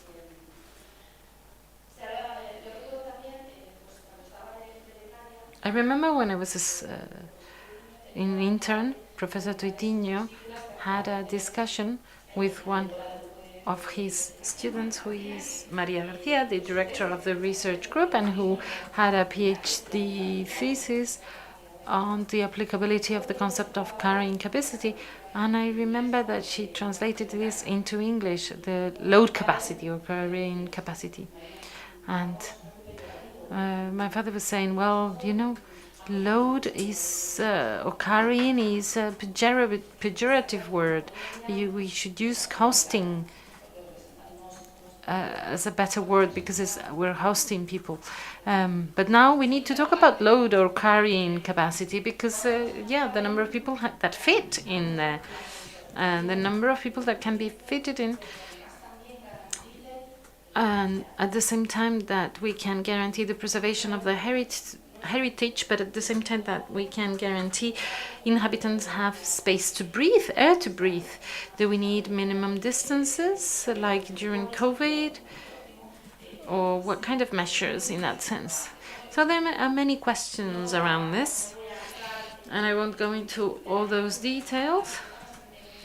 We are living in a world that is highly technological and technical, but sometimes we need to use traditional techniques. We have to go to the field, and sometimes if we need to follow visitors behind, after them, or if we had to follow the groups to measure the time of the visit and their behaviors, then we will have to do that, because all these digital tools don't give us the qualitative data we require. And when we want to manage a complex reality, like in the Alhambra, well, that would be here the methodological sequence. And we really need to work in the field to identify bottlenecks, what people do, if they sit down, if they stand up, where they sit, and things like that. And if this affects the plasterworks, also the issues related to public visit, like heat maps and things like that, that are more and more used nowadays. Also, a pilot experience in this sense. And now to conclude, well, there's been a change in the perception. The social moment and the tourist moment are different. So the models of the tourist activity management that are currently implemented today and used, well, we need to reflect on them, because they're not responding to the needs of the current times, as in when they were drafted. So we need to rethink heritage, taking into account the scale. Also, we need to think on the economic repercussions, the tourist uses, and the risks of uses from the point of view, perhaps from UN tourism. Well, sustainable tourism, what kind of a term is that? So we need to reflect, analyze the many aspects of tourism, and there are many questions to clarify. So this means that there is a very important professional niche that is open up, because new generations and intermediate generations are key. We need professionals. And Libertad will probably talk about this too. And the next speaker will probably talk about this. And also, finally, big projects are necessary to define integrated heritage destinations that should be responsible. I won't use the concept of sustainability, because I don't really believe in that. And to refer to Professor Tridinho, my father, His words were a proposal that is loaded with utopia, but where it is worthwhile walking. Thank you very much for your presentation.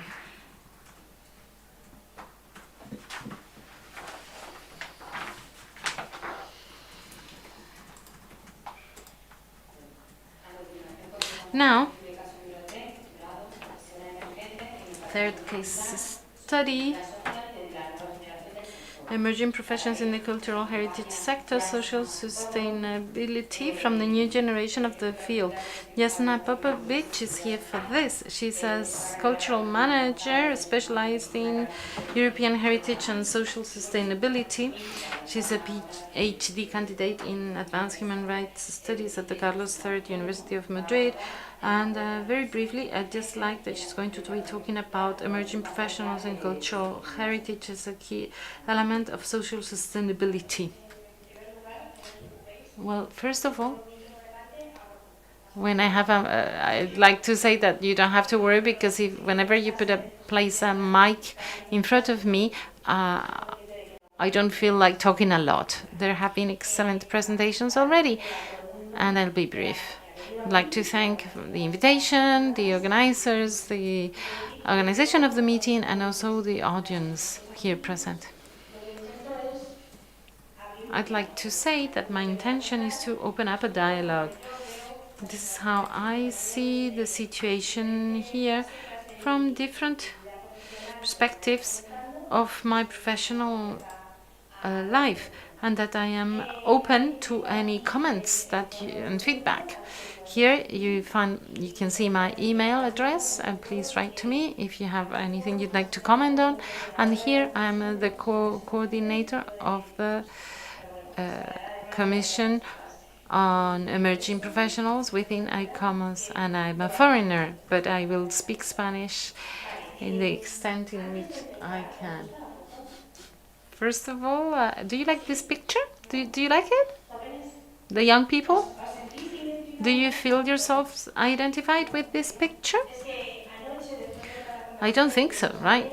After yesterday's conversation, I asked ChatGPT give me a picture of young or emerging professionals in the cultural sector, and this is what I got. After lunch today, I was saying, okay, I do see myself identified in this picture, but I am a minority. I'm quite classical. I have no social media. So in my world, well, I could find myself identified with these, like the 50s, the 60s, glass of martini, the kind of dresses and so on. But do we know what it means to be young in this sector? What? To be young, a young professional or an emerging professional? And I'm talking about this because a few weeks ago we went to Mondia Cult, and this is the European Students Association for Cultural Heritage, and there was Youth Voices in Cultural Heritage. This was a round table. Well, there were several young people discussing these topics, and then a girl raised her hand and said, I am 16 and I don't identify myself with anything you're talking about. I come from an island in Hawaii, and I think you're pretty old to be discussing what young means. And I must admit that just a couple of days earlier I had my birthday. So while I was thinking, well, we're talking about young professionals, we're not talking about the youth as a group, but what I intend to do here is to talk about the emerging professionals more than young professionals. So people who are educated, who have studied a lot of capacity learning, languages, soft skills, a lot of time in visits and so on. When, your time has come to show what you've learned and make a contribution to the discussion.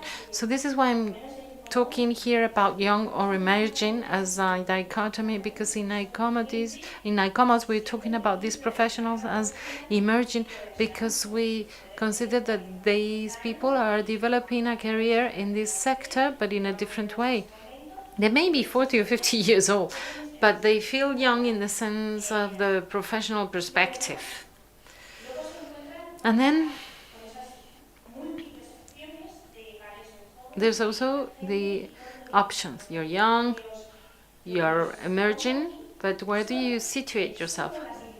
Here, I have included only the initiatives in which I have participated, where I met the people actively were emerging young people, the Association of Emerging or Young Professionals in Europa Nostra, España Nostra, several associations, the one for the European associations, the one in which I'm a member, and this is going to be turned into something called Youth Heritage Europe. Then we also have Heritage Label, with a group for the youth, and it's very surprising to see that.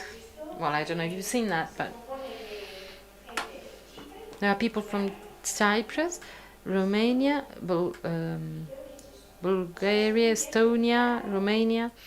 So that's the east of the continent, and that's quite strange, bizarre, because we have the Balkans, Italy, Spain, Portugal, France in our group, and we can't really connect with the Baltic countries or the northern countries. So it's quite interesting what attracts young people in the different countries so that they decide to join one group or another.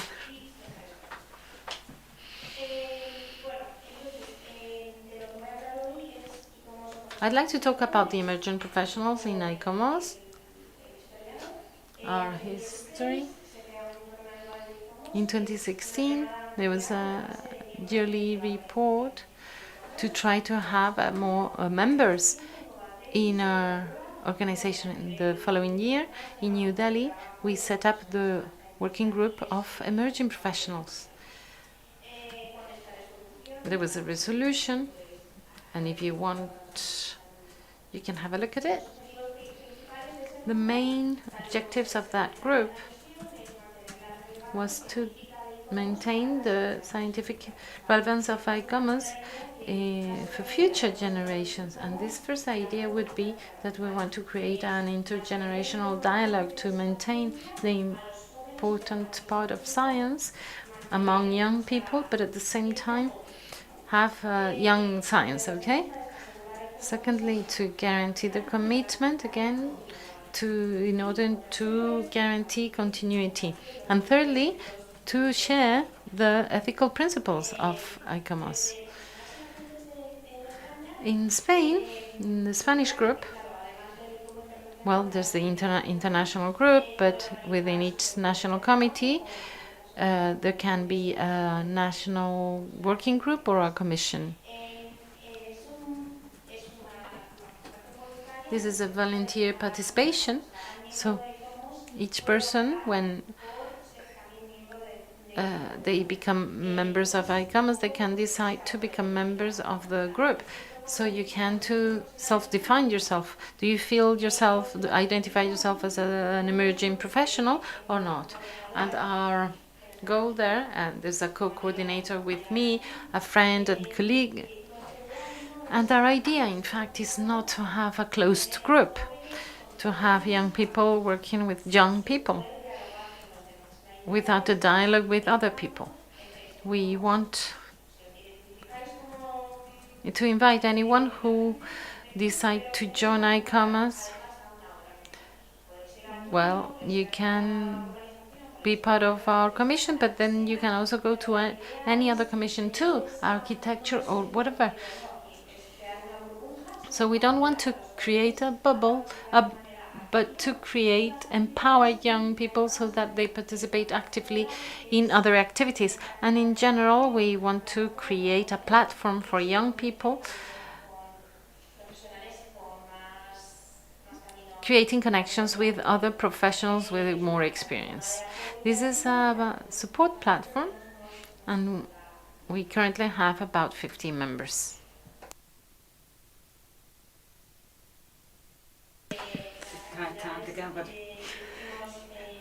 So here are the activities that we organized last year. A physical meeting in Madrid And this is a success for young people to be able to organize something that is not only online, because we are a generation using digital tools very often, but we all enjoy the possibility of sharing a coffee or a break and talking in a more informal way and the personal contact. So it was a great success to be able to organize this activity. This was done by Beatriz with Roger, who was in charge of this before I arrived, and I organized a workshop on the perspective, the European perspective of young people getting together. And then a second activity was this Think, Do, Transform, a dialogue on heritage transformation, and we organized this in Mundiakult. And this is my last slide. We'll see if you have many questions afterwards. And in any case, all this is because our goal is that we want to connect with young people who are interested by the sector, but that can also contribute in a significant way with what will be coming in the future. The future belongs to us, but also the present belongs to us. So this means that we need to be present in initiatives in the sector to be able to cooperate, to have time to learn from those who have been doing the work up to now, from their success stories and also their failures, to be able to make the most out of that. And the intergenerational dialogue is key in that sense. From the point of view of young people, when we talk about this, it's like the young people say that it is that the older people need to open up to dialogue with young people, but we also enjoy very much closing our bubble, and we complain to each other, and it's difficult for us to talk to older people. And that's a reality. We need to accept that. And also, this is something that we need to learn, to be able to talk to someone who does not belong to your generation or your sector, to try and find common areas to work jointly. So there are mentor programs or guardianship programs, and then also the participation in the making decision process. But the order here is for me very important. Very often I say, okay, we need a young person in a group and that's it. But if the young person doesn't understand all the workload and is not well prepared, does not have all the information, the result will be worse, in fact. And also, there are changes that are detected in the sector, and we need to consider how to adapt our knowledge as young professionals. And here, I refer to the triple transformation that is taking place in the Heritage Hub, a social, a digital, and green transformation. I cooperate also with them. So climate change is an essential topic for young professionals. Also the knowledge in terms of digitization, and also we need to understand all the social aspects are some things that we also experience because the society is changing, and we also understand all those things related to heritage, but also the professional market within the sector. And with this, I will finish. I just wanted to add that in comparison to in contrast with the previous presentations that were very scientific, here this is a way to claim and advocate for a social group that wants to contribute.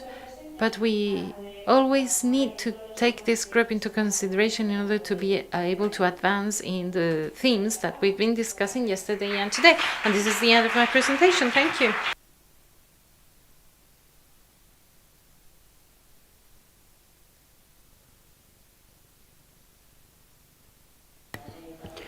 Thank you very much, Jasna. So I really like you focusing on people and on the reality.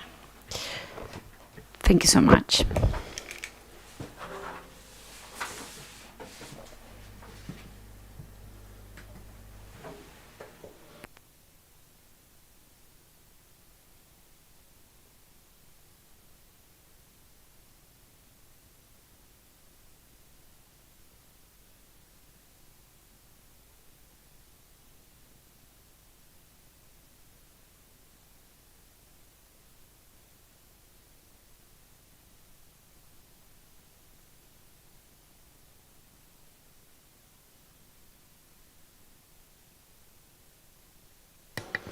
Okay, so we're going to see now our last case study entitled Creating Economic and Social Value from Cultural Heritage.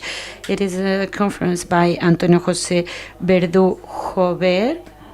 He holds a PhD in Economics and Business Studies from the University of Granada. He's also completed a postdoctoral fellowship at Erasmus University in Rotterdam, and he's going to talk us about how cultural heritage, beyond its historic dimension, constitute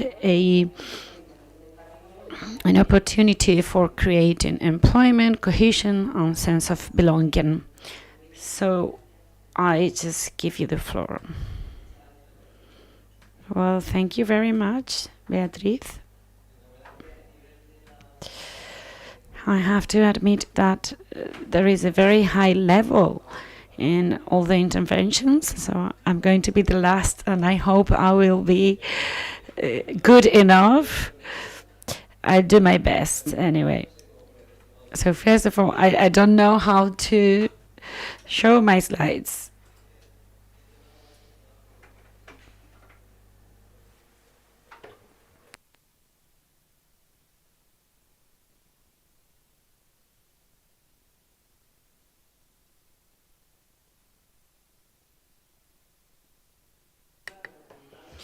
Well, basically, I'm going to explain a micro approach to create value for things. So I have a profile. I come from the organization of companies. I'm specialized in strategy in companies. I have been advisor before entering the university. Somebody asked before if there was any advisor in the room. There are many jokes about advisors or counselors or consultants, but yeah, I obtained my diploma here in the University of Granada in the Faculty of Economics, and I worked as a consultant here. My first job in consultancy was here in Granada for hotels in the year 93, 94, 95. There was a crisis, economic crisis, and there was a general complaint because people used to come here by bus from Malaga. Malaga was better prepared for tourism, so they spent a day here and then they will leave. And another colleague just graduated, just like me, so we had meetings with the people from Caja Rural, from the regional government, and I learned a lot during that period. I don't know, but I learned a lot. We learned a lot, my colleagues and me, and I learned that a project of such a wide dimension that as the one of Granada now has involved the efforts of many stakeholders and many agents and many interest groups. So we've created an ecosystem. So this is my main conclusion, actually. So in the end, things work whenever a stakeholder or an agent inside that puzzle that has been mentioned by our colleague.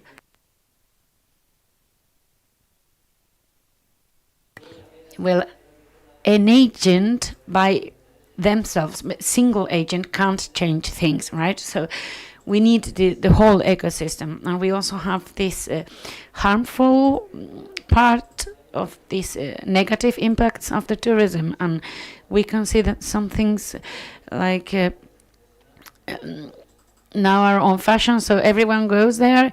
But we also have other elements that are absolutely amazing and wonderful. We have this extremely great legacy, and nobody goes to visit these places, right? So in the end, I think these models are very useful as an example, but we should learn lessons as well about what we shouldn't be doing, this over dimension of the tourism, why there is so much tourism in some places and not so much in others. So I think these are all questions or food for thought, right, in this field. And I like focusing on the creation of value. This is my expertise field. And I would have liked to deal more with it, to work more on tourism. But, well, my professional journey took me to other places, different places. I like this text by Albert Einstein, The World as I See It. And here he addresses young population. He was already an old man, and he starts with this: my dear children, my dear students, the young population. And he starts saying, like, well, in the end, he says that knowledge, the knowledge that we receive, comes or pass over from generation to generation as a result of the efforts made by people. And at some point, this knowledge gets to our hands as an inheritance, and we have to receive it, honor it, and we have to add to it something else. So one day it will pass on to our children. So he says this is the way we mortals achieve immortality, in the permanent things that we create together, all of us together. And he finishes by saying, if we keep this in mind, in the end, you will find meaning in life. This is important. And meaning in work. This is also important, because sometimes it can happen that we have no motivation. We don't find any sense in doing a number of things, the things we do. Why? What for? And he says at the end that we should acquire the right attitude towards other nations and ages, people that is in other places, and also people of different ages, meaning that people from the past and people from the future. We should appreciate what our elderly, our ancestors have done, and we also should be open to the future. So let's imagine here, let's think about the advancement of science. It is also the result of what other made. Newton, for instance, with his famous quote, "We are walking on the shoulders of giants," no? This means that science is built on what others did before. We make our contributions, small contributions, to what others did before. So if we take this to cultural heritage, right? So let's imagine cultural advances without cultural heritage. So we need something to based on, to work on the ideas of heritage, receiving this heritage, honoring it, enriching it. So every stone has a story. Many people have walked on these stones, many families with their stories, with their dreams, with their problems, with their solutions. And they learned from what they were doing and from the people they lived with. They found a sense for life and for work. And this is something that helps to have this positive attitude, this right attitude towards diversity, other nations and cultures. So in all the previous interventions, just today and today, there are some elements that we can find here, right, about what we can do with cultural heritage.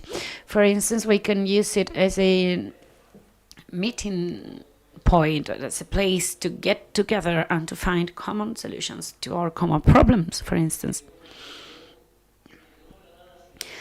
Let's imagine Alhambra without the Alhambra.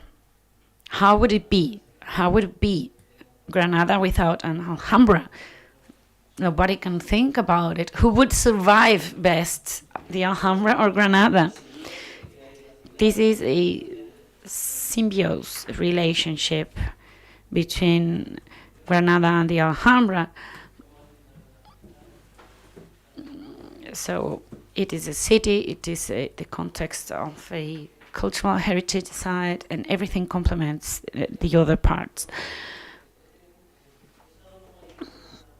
I've been the president of a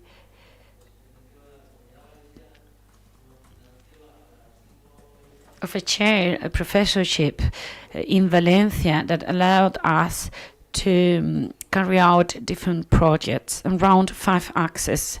So the university, our university, was in charge of the prosperity. We have 5 P's: peace, people, prosperity, alliances, which is partnerships for the P.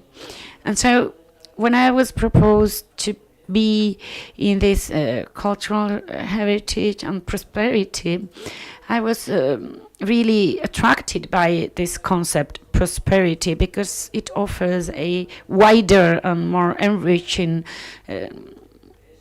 perspective than words such as progress or development, or that are more based in economic parameters, right? So prosperity is a much wider vision, and it also involves a more shared vision.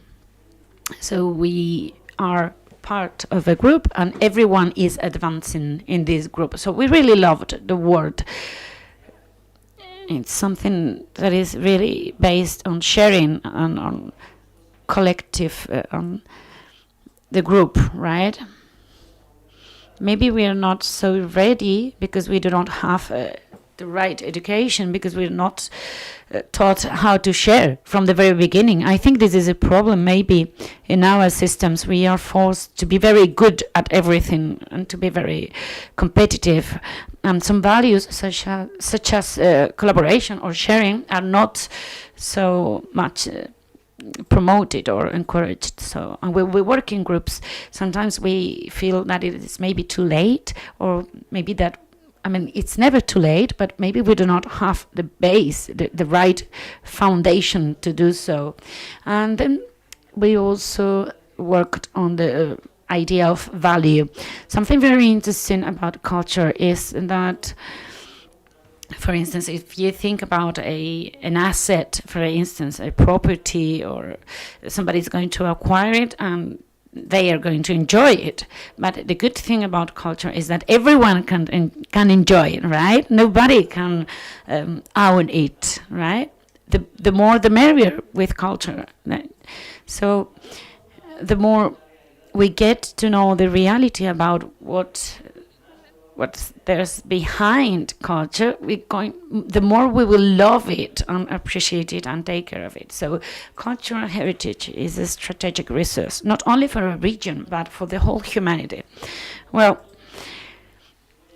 I've been a number of years working around the idea of value in my research, and it comes from a very economical term, from the capitalistic science, right? I mean, value. I've worked on that, on earning money and making money for other people who had more money than me. So I've worked on that, and that's something quite easy. Well, not so easy, but, you know, that's maths. It's numbers. So you invest 100 and you have to obtain at least 120, 150. And if you get 500, then even better.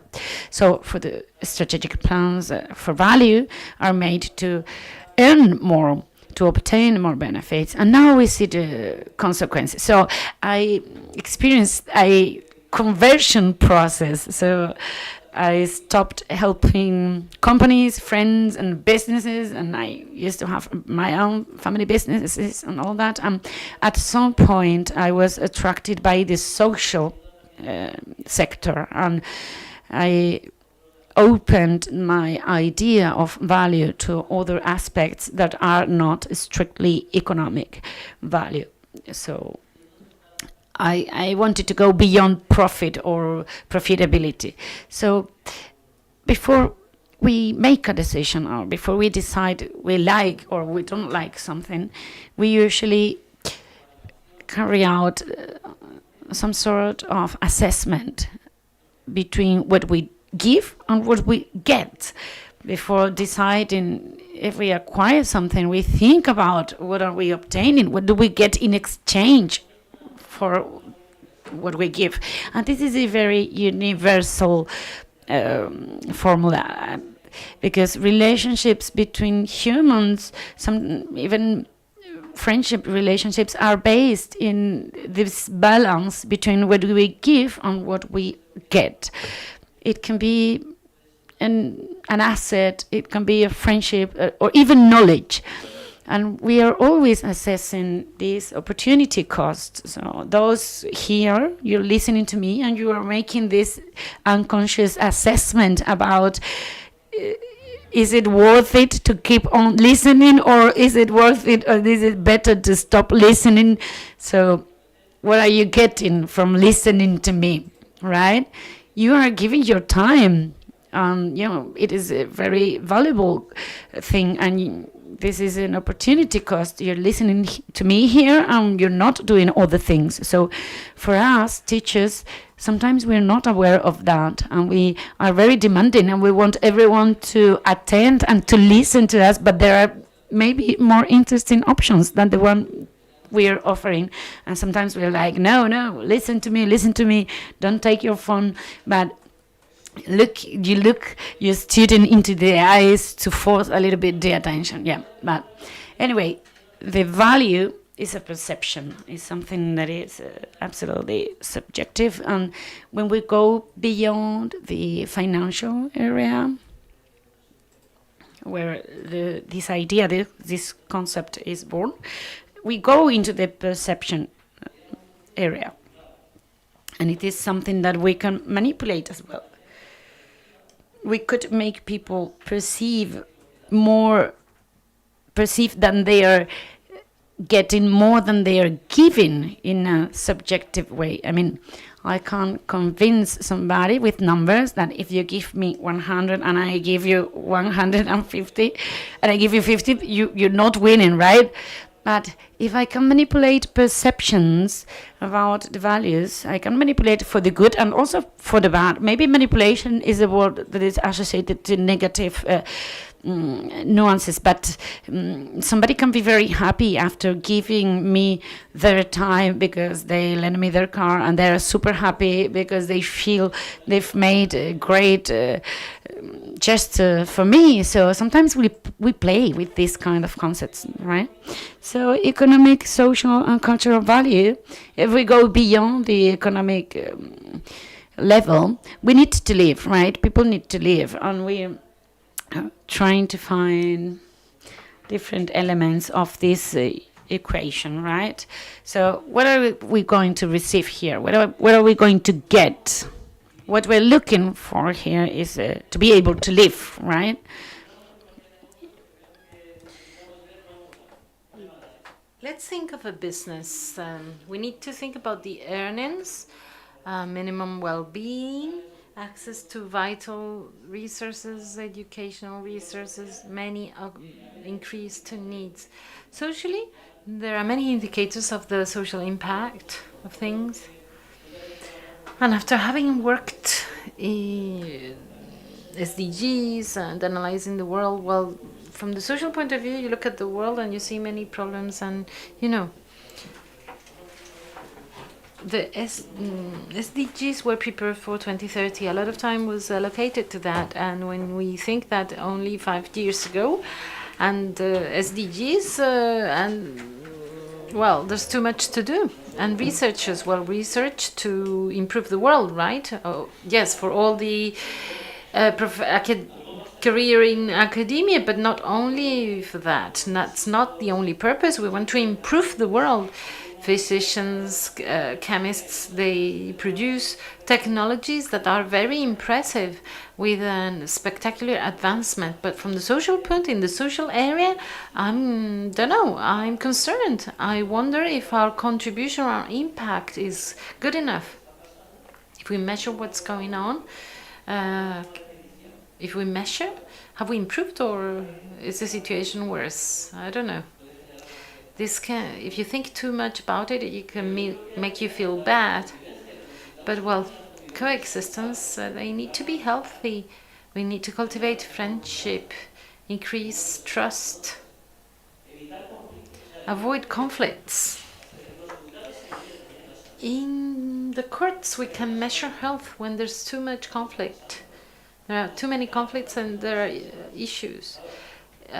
Loneliness. Many people are suffering from loneliness, and there are many things that are not taken into account in our indicators, but that are essential. Also, the topic of care, the care economy.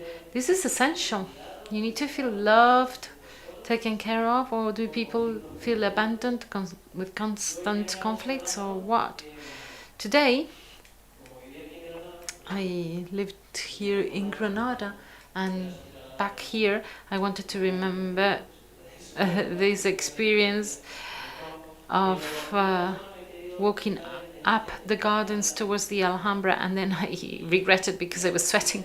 But in any case, I was observing the faces of people walking down, and I was surprised because I saw beautiful, happy faces. So after this experience in cultural heritage, when the people leave, when they go back to their homes, they're happy. And we should measure that, right? Shouldn't we? But it's not the social aspect, it's also the cultural aspects, the need of an identity, the need of having a life with a meaning, opening. Culture helps us be open to others. We need to be open to other cultures, other ways of thinking, other ways of looking. When someone comes here, wherever they are from, they have an open mind, an attitude of open mind to experience, to get to know, to discover what they will see inside the palaces. They travel in time, in history, and they see also other people from other cultures who are visiting the Alhambra, but they also try to understand and travel in history to understand the people who lived here. So this is why narratives are so important, because if you just read dates and names, well, you end up hating dates and names and battles and struggles and all that. We need to see something else than just dates and names, something that will help us understand those people as people and to understand ourselves from the inside. And we need to learn how to coexist in a better way. So the cultural aspect is spectacular. And there are many students here, and there are so many things to be done.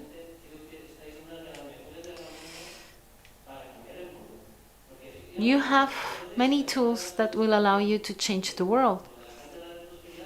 Well, there's the chair on prosperity, and I was also in charge of that, of cultural and creative industries.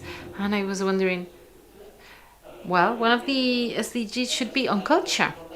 But then you understand that it's something that is really truly important.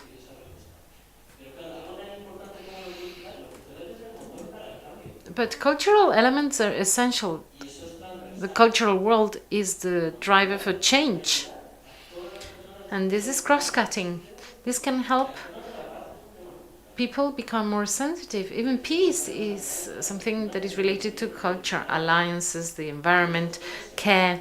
All these things are based on a culture.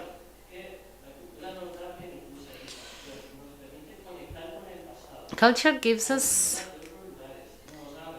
the possibility to connect with others, with the past, opens up our mind, increases our creativity. There's a lot of things. If we continue with this formula, if we look at the obtention of the gains, we look at the economic, social and cultural gains. How about my time? I'm taking too long.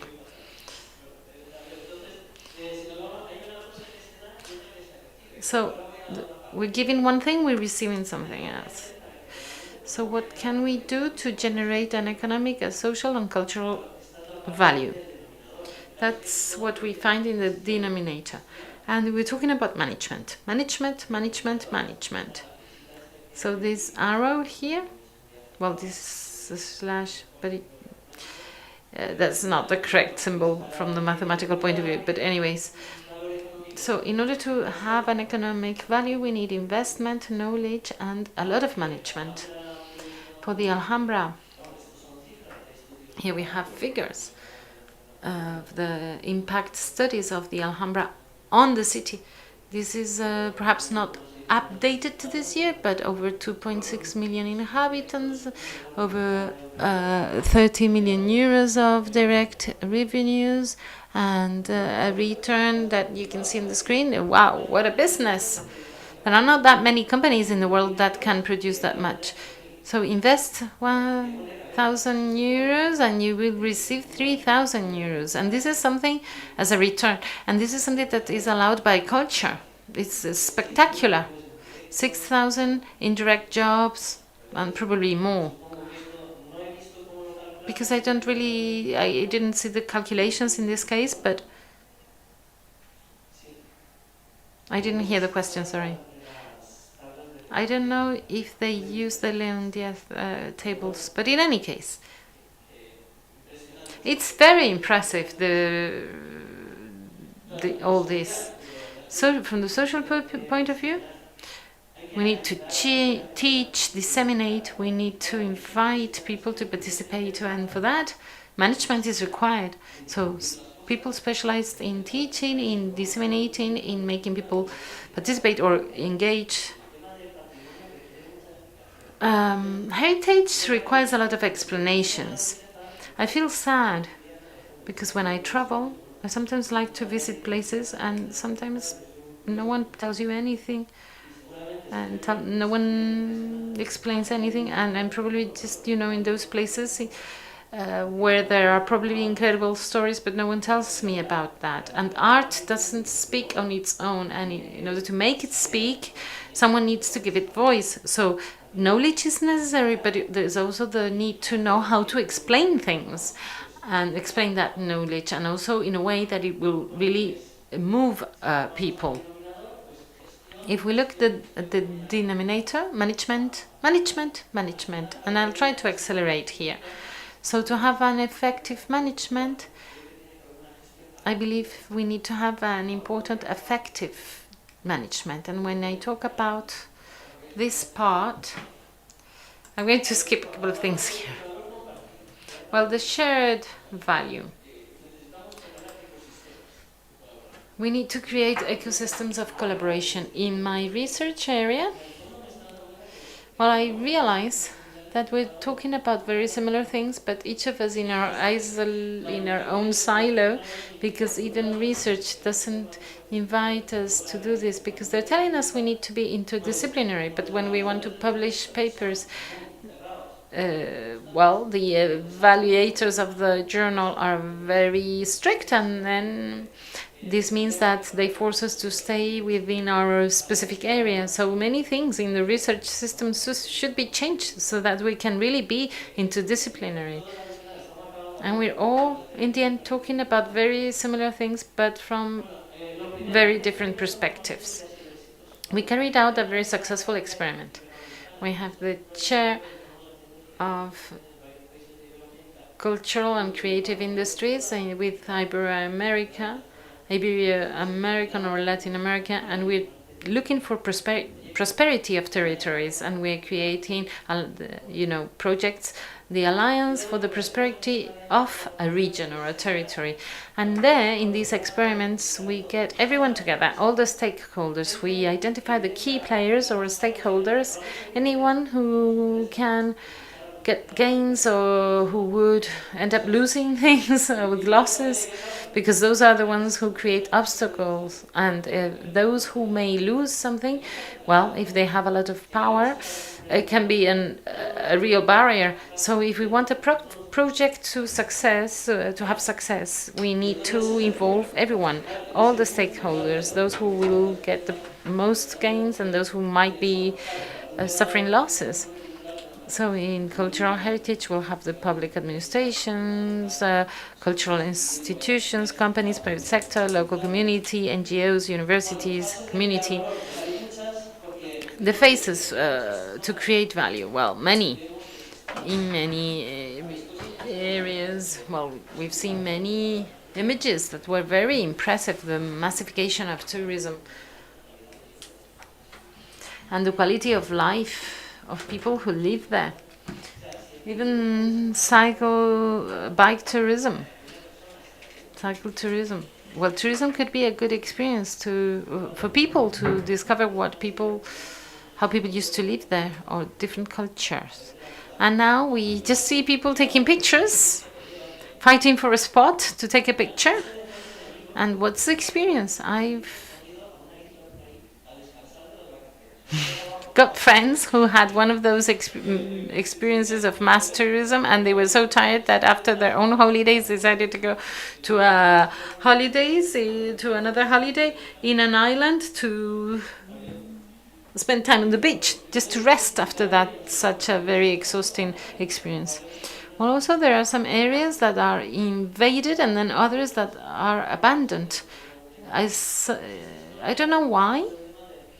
I don't know if this is because of social media, or I don't know. This is so we have the magnification of the impact. So some areas that are become more desirable, and there are villages that are not known. No one has communicated it, and some places are empty. So I'm like to focus on interpretation, valorization, and then also the collaboration, and have all stakeholders working together in a joint project instead of having the players work individually. There's an industry I won't mention, but from the area where I live, and I see that every year there's a new strategic plan prepared by someone else, a different player. And a couple of 2 years ago, we were asked to prepare another strategic plan.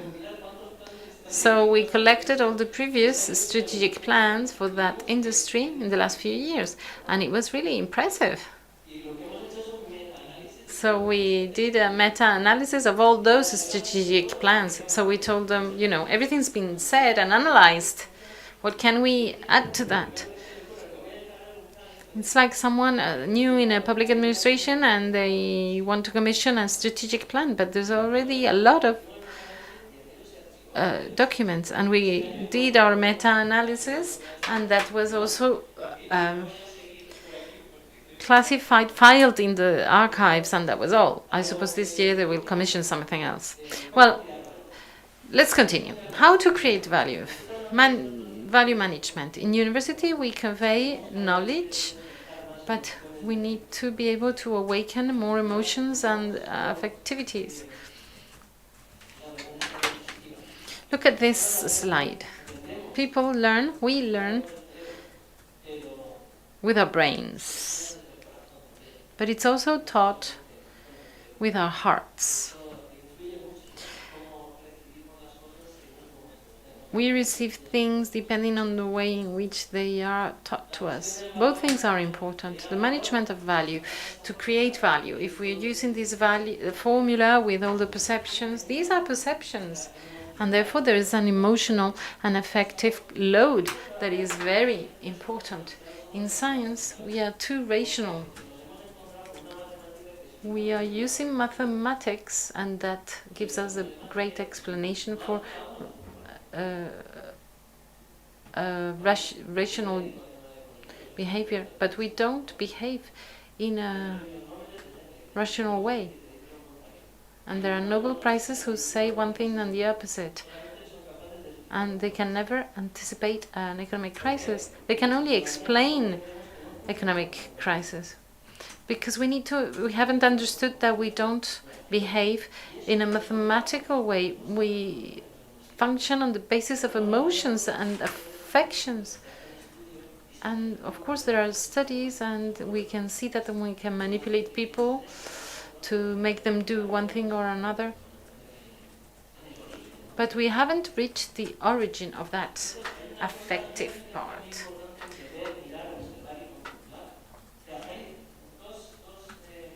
There's a difference between seeing, looking, contemplating. There are, our senses. We receive things and then we process them emotionally and also mentally. And we receive things using our eyes and our ears. It's not the same thing to see than to look. Seeing is, a physical quality. If you don't see, you need glasses and that's it. But when you're looking, there's an intention. But then to observe, you have the rational part of yourself being involved, and then if you contemplate, you have the emotions that are involved. Has anyone taught us to observe, to contemplate? No, we just grow. And when someone explains things to us, they explain to us how to look, observe, and contemplate. But this is not innate. Sometimes we learn this if at home our father or our brother has been working in arts, they will have taught us these kind of things, but otherwise, no.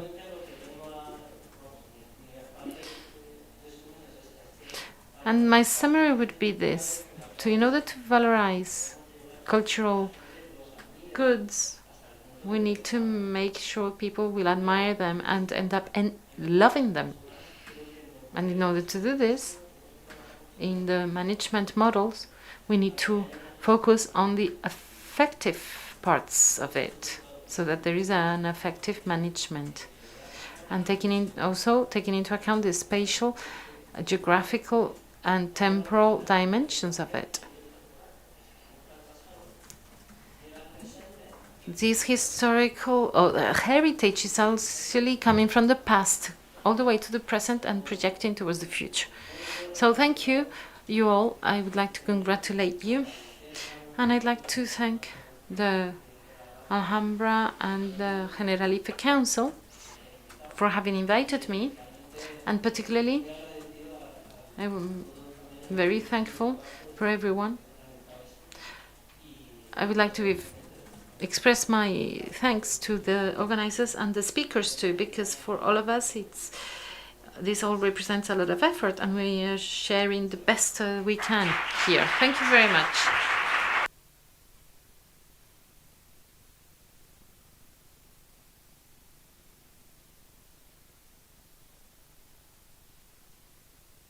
Thank you so much. Thank you for your presentation. Excellent. I really liked your approach to the creation of value. Thank you. Well, I think we're going to close this section with a roundtable. Now we are going to share some of the experiences and also the opportunity for Q&A. So I would like to invite the panelists to take a seat here.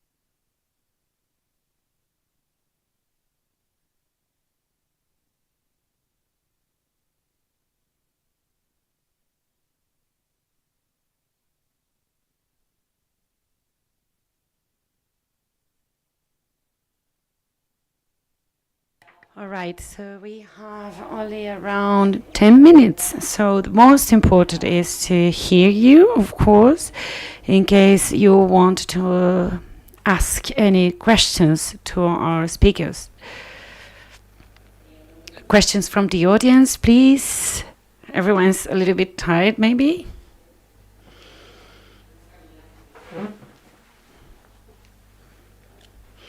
No?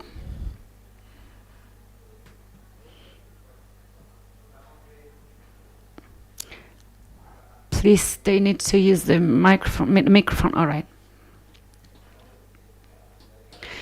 Okay, so when we talk about carrying capacity, of course, we are dealing with a concept that needs to be revised all the time, right? So we need to protect the quality of the experience and many other things. But at the end of the day, if we try to make an effort to synthesize and taking into account these ecologic principles, we can identify two kind of impacts. So the average impact per person and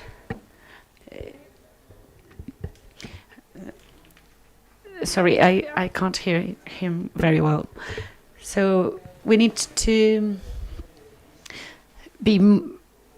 make a moderation exercise, to be very civic. So how can we be efficient in those situations where the society we're building goes through a very different path, right? As Antonio mentioned. So what do you think about this search of balance? Well, that's the key point, education. It is always about education. So we are here in face of a very complex issue. So how to provide a solution to the lack of sensibility and awareness, and how to tackle these problems, how to show how delicate, how fragile cultural heritage is. So when we are planting this seed and when we water it, it grows, but this is not the case usually in every family or in every school. So we should go to the lower level, to the primary school, and try to promote an education on that. So there is another important matter.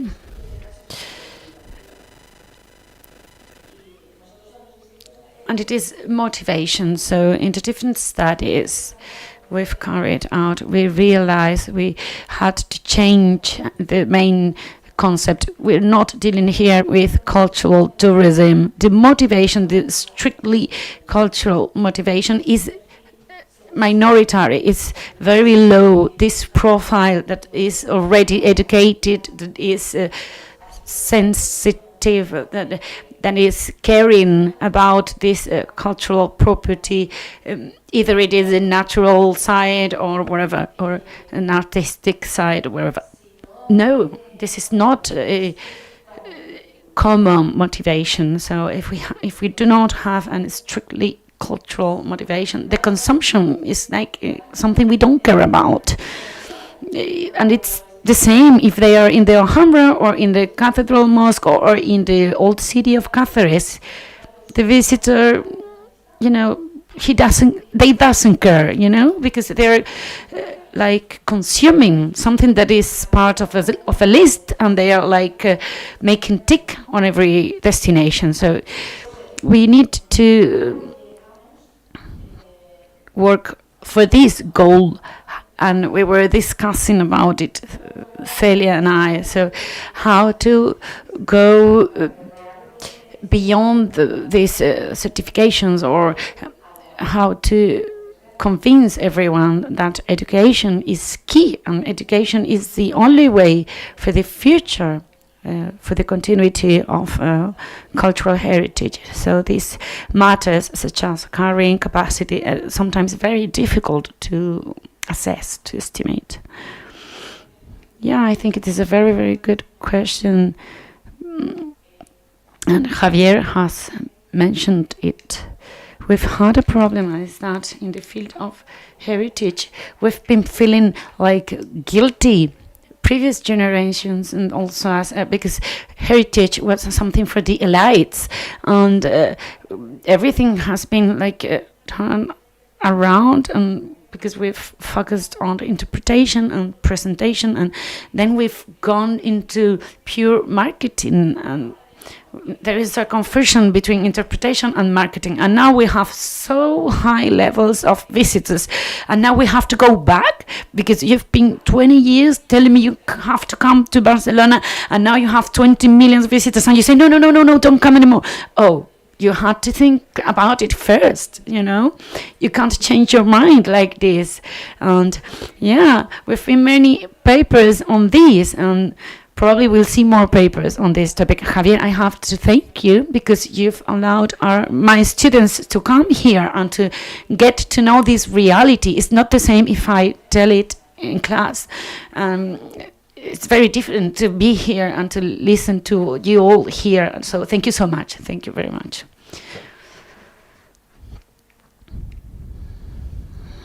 Well, I don't know if this question has something to do with what I was sharing with you, but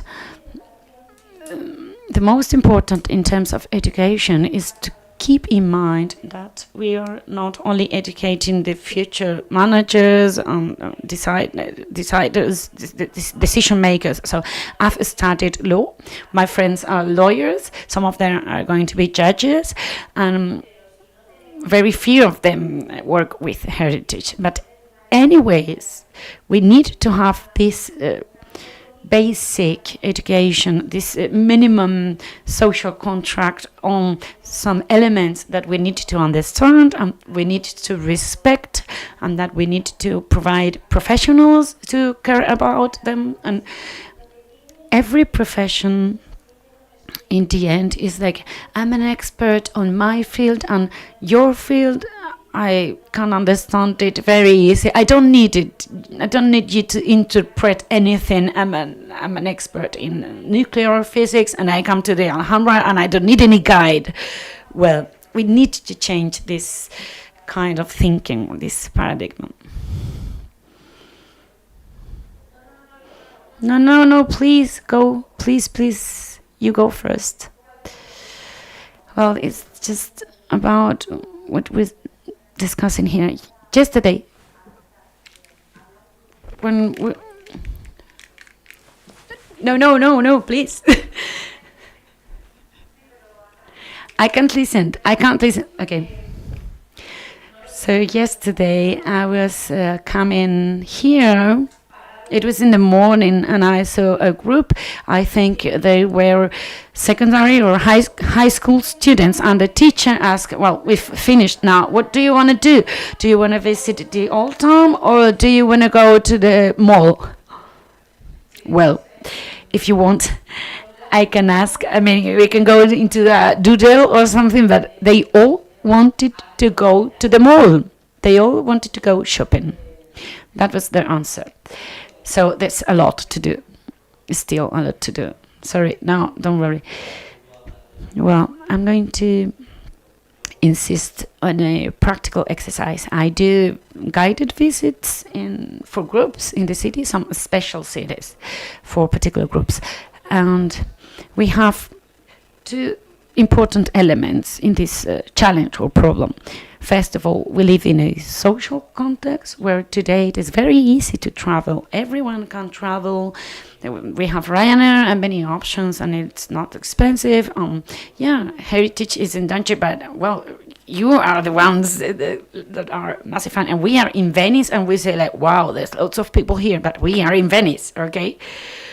And then, as a second element, we have our day-to-day experience of our city, Cáceres, and we only take care of the things we love, and we only love what we know. So, first of all, we need to know things to love them and to be careful with them. So if you want to change things, if you want a thing to change, you have to change the other one. So try to raise awareness, try to make people more respectful of the things. So maybe they will start to think if it is a good idea to go to Santorini, if there's not too many people already in Santorini. So I've seen this in my group of friends this summer. Everybody went to New York. Apparently, you have to visit New York a number of times to be somebody, right? But some of them were like, why don't you go to Bilbao? There is a park that is just like Central Park. So, okay, so maybe we need to have more personality, and we have so many places. Instead of going where everybody goes, we should go other places, and we shouldn't have the goal to show everything on our social media without understanding anything about the place we're visiting, without discovering anything. I think we should teach our children something different, right? It's not our inheritance, it's something that we took, that they lent us, right? Just a quick note about what Celia said. The economic point, the economic matter is very important here, and we have tools to put something on fashion, to create a fashion, or to make a destination famous. And these are tools very powerful, actually, and it is a great challenge. So if you use all your commercial strategies in order to make famous a particular point, a particular site, then it's very difficult to stop it.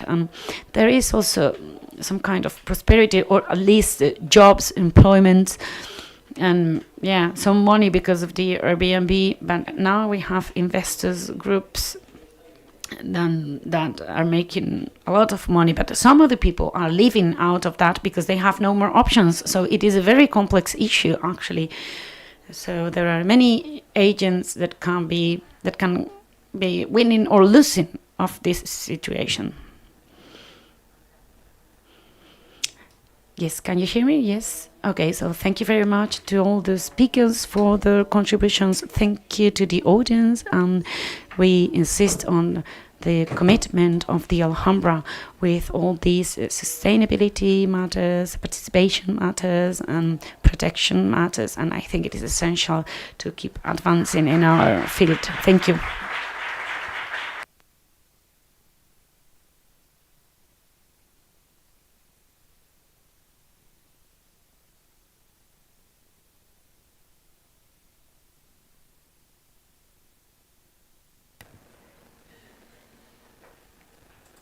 Still some logistics. You have 5 minutes to get ready because we're going to have the visit to the Alhambra. Sorry, I can't hear him. There's going to be an English-speaking group. Somebody will guide in English.